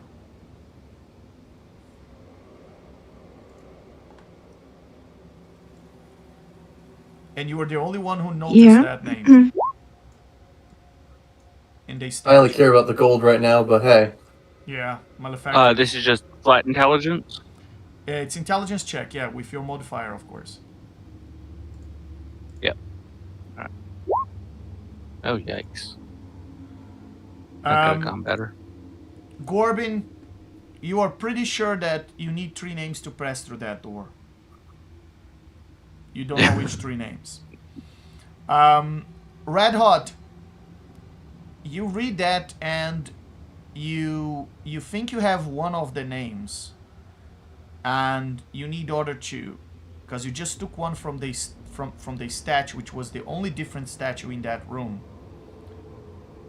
The other 2 names, Yeah. probably these guys have. Money, money, money. And anyone is trying to open the 4th chest? Yes or no? Is it possible to open without these tools? Because It is possible to open without thieves' tools. I mean, some wizards think you can solve every problem with a fireball.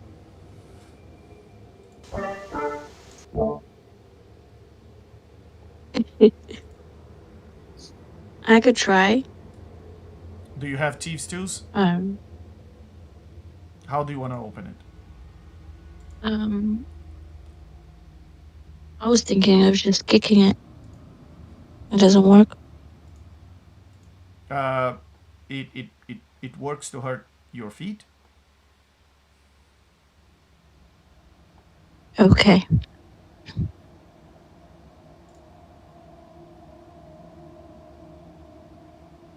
One second.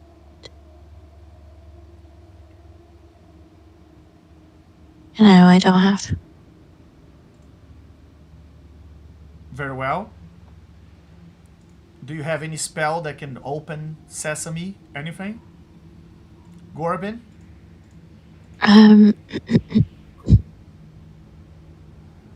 I don't think I've got anything prepared at the moment that is still in a spell slot that I have available to cast.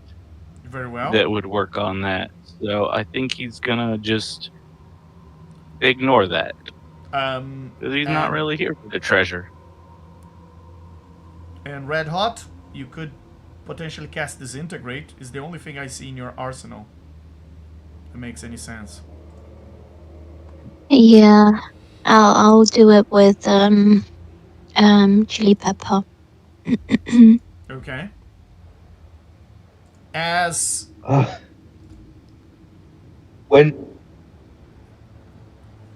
Chili Pepper disintegrates the chest, and whatever protection the chest had, because there was a very high spell for whatever was protecting that chest, as the chest turns to dust, the contents of the chest fall to the ground. And I know someone in this party is gonna love this. There is a tube of Sovereign Glue, a tube of Universal Solvent, a spell scroll of Astral Projection, a spell scroll of Jazz, and a spell scroll of Symbol. That's what spills on the ground. Ooh.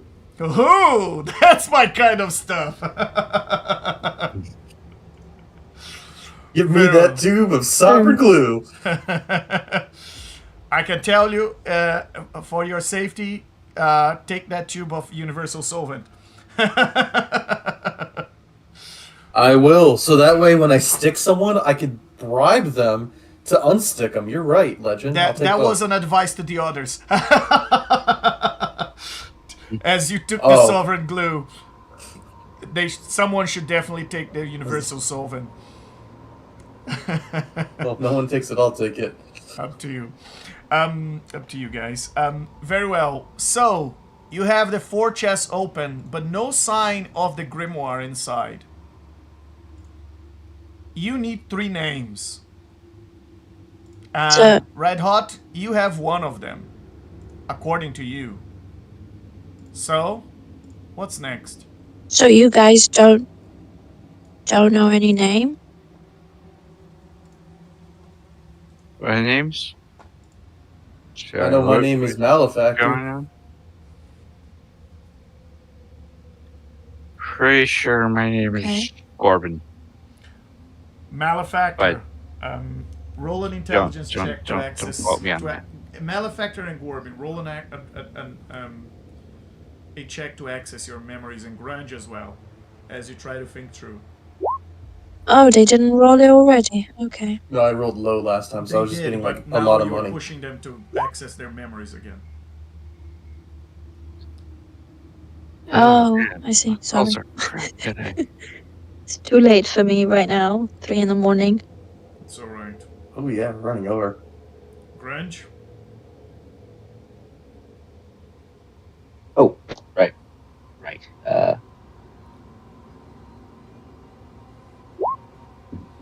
Very well. Oh, Excellent. all that money jogged my memory. What? Malefactor. You remember something. You remember when you were seeing the spirits of the children playing downstairs in that hedge maze. You remember that you've read the lips of one of the children as they were talking, and as you read the lips of that child, it said the name Aethylen. That was the name that you've understood. It was one of those phantom children that were running around, and then it said to the other, in that scene, it said to the other, we'll seize eternity together, Aethylen. And And when and Grunge, you remember, you got a bloody diary with you from this guy. And in that diary, oh yeah, Right. oh yes, yeah, you have that diary with you, and as you remember about that diary, and you open, you see a name being, well, occurring many times throughout that diary, and that name is Geharel.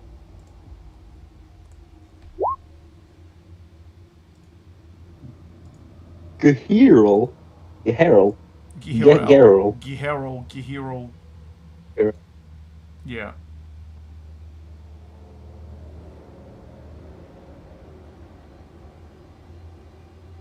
Very well. Seems you guys have. Isn't three that the names. one that I...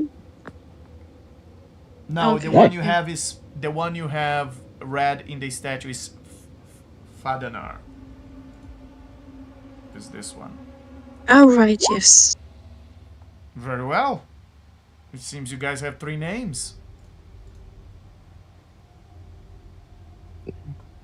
don't mind me taking money.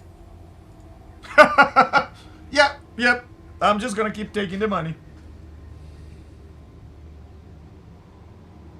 All right, I grabbed everything I needed, and then I said, "Yes, yes." I remember one of the children was saying a name. It sounds like it might work on this. And I'll say to the door after I finish grabbing that obsidian hourglass, putting it in my bag of holding with everything else. I said, I say Aethelin. And I say that to the door. As you say there, a third of the glyphs in the door light up. The hero. I found another name in this book. It's And the that's hero. another third lights up.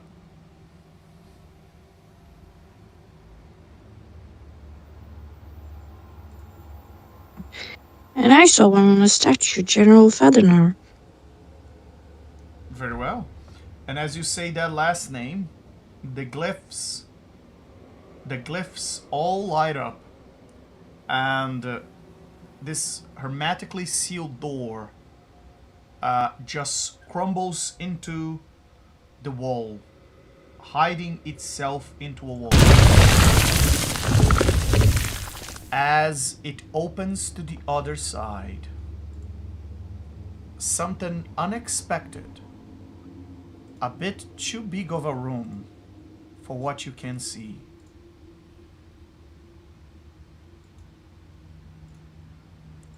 In the other side,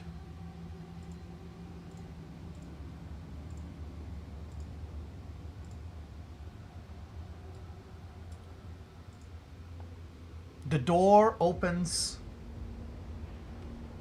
and no air rushes in and out of the room. Can you guys see it? Nope. Can you guys see the image? Nope. Totally black, Black. for me. Nope. Great.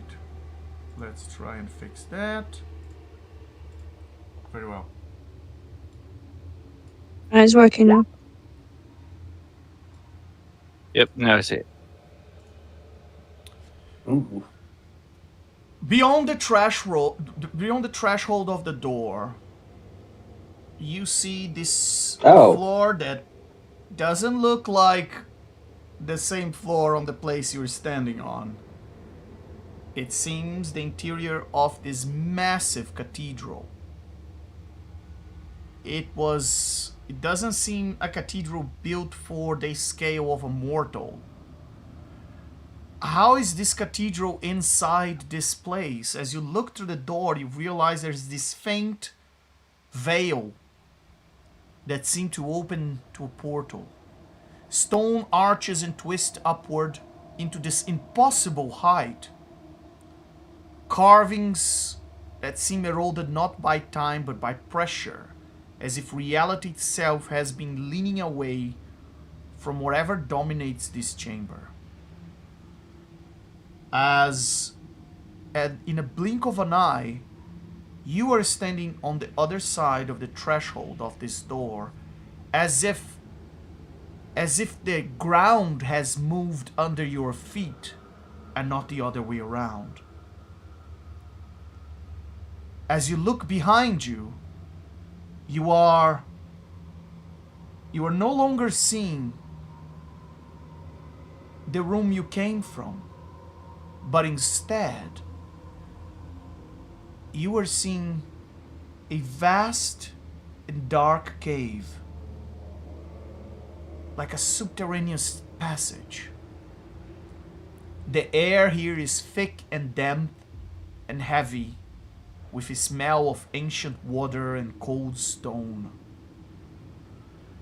And there, coiled around the ruin like a throne grown from nightmares, something awaits.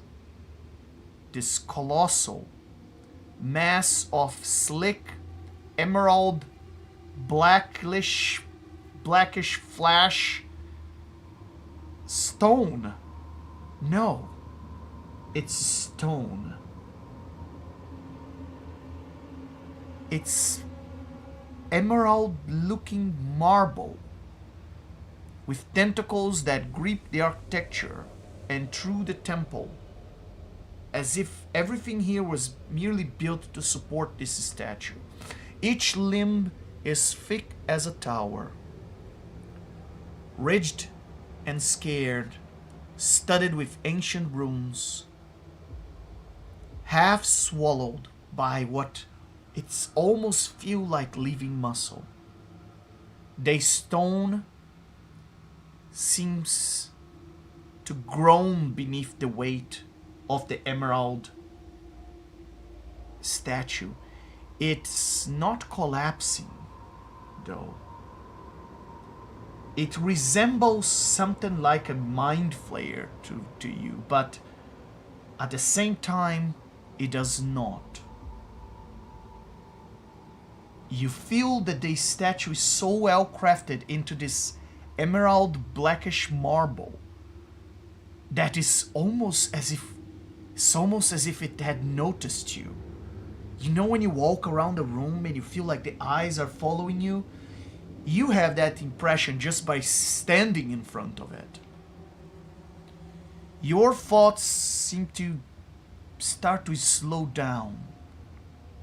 They become sluggish. You are trying to process this, and it's like trying to catch a fleeting moment. You are unsure whether you are standing in a room anymore or on the other side.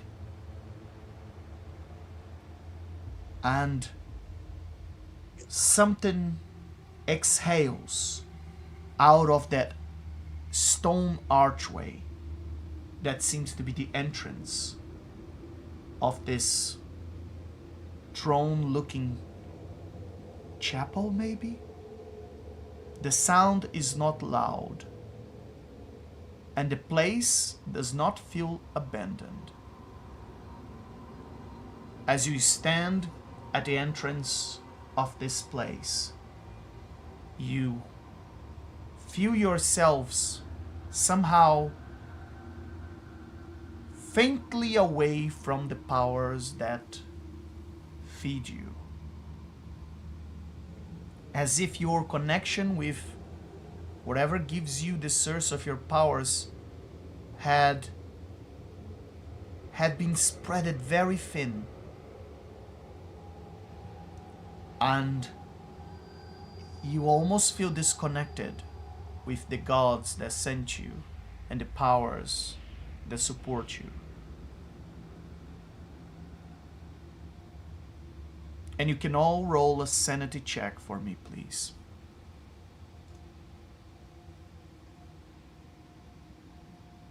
What's my sanity? Sorry, how do I roll that again? So your sanity is a 19, so you just roll a d20 plus 5. Plus 4. I'm sorry, 17, plus 4.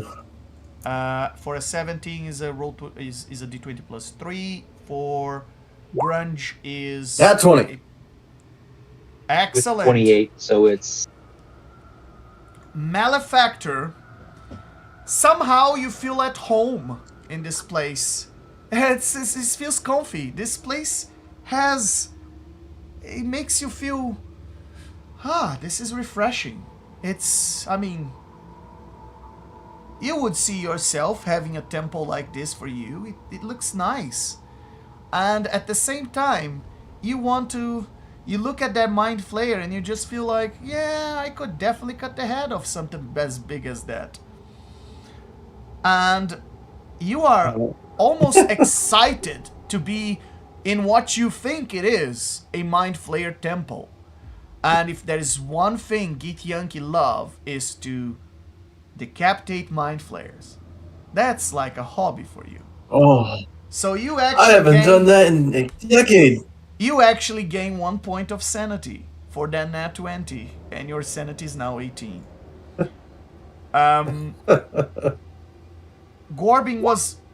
Gorbin, this place is horrible to you. You are almost getting sober from this experience. And because of that, you lose a point of sanity. Manimarco. Alrighty. You don't lose and you don't gain any sanity, Manimarco. Sorry, I'm reading the chat, Manimarco. Grunge. You don't lose and you don't gain any sanity. This place is just creeping. It just... If this place is full of mind flayers, how is this related to the mage? Where is this soulstone grimoire you guys came for? What is going on? And Red Hot, what did you roll? An 11. Excellent. You lose 1 point of sanity, and your sanity is now 18. Oh no, sorry, it's an 11 plus. It's an 11 plus 4 to you, so you actually passed. So you don't. Are you lose. sure? You're still 19. Your sanity is still 19. You don't lose and you don't gain. Right. And just like the others, you feel far away from home. You feel disconnected to the weave. But at the same time, you feel that this is probably just a very far away Mind Flayer temple, and the only thing in your mind is that you are confused about what does the undead lich elf has to do with the Mind Flayer temple? What is going on? And, well, I guess we'll figure this out in the next session. As as we conclude this session here, as we have overrun by a lot. But we conclude this arc, and we'll continue with a new arc as we start the next session with you guys trying to figure this out a little bit better. For those of you watching us, thank you so much for being here with us. It's a pleasure having you here, and we hope you are enjoying Season 2 as much as we are. Have a good week, everybody, and we see you all next Saturday. Have a good night.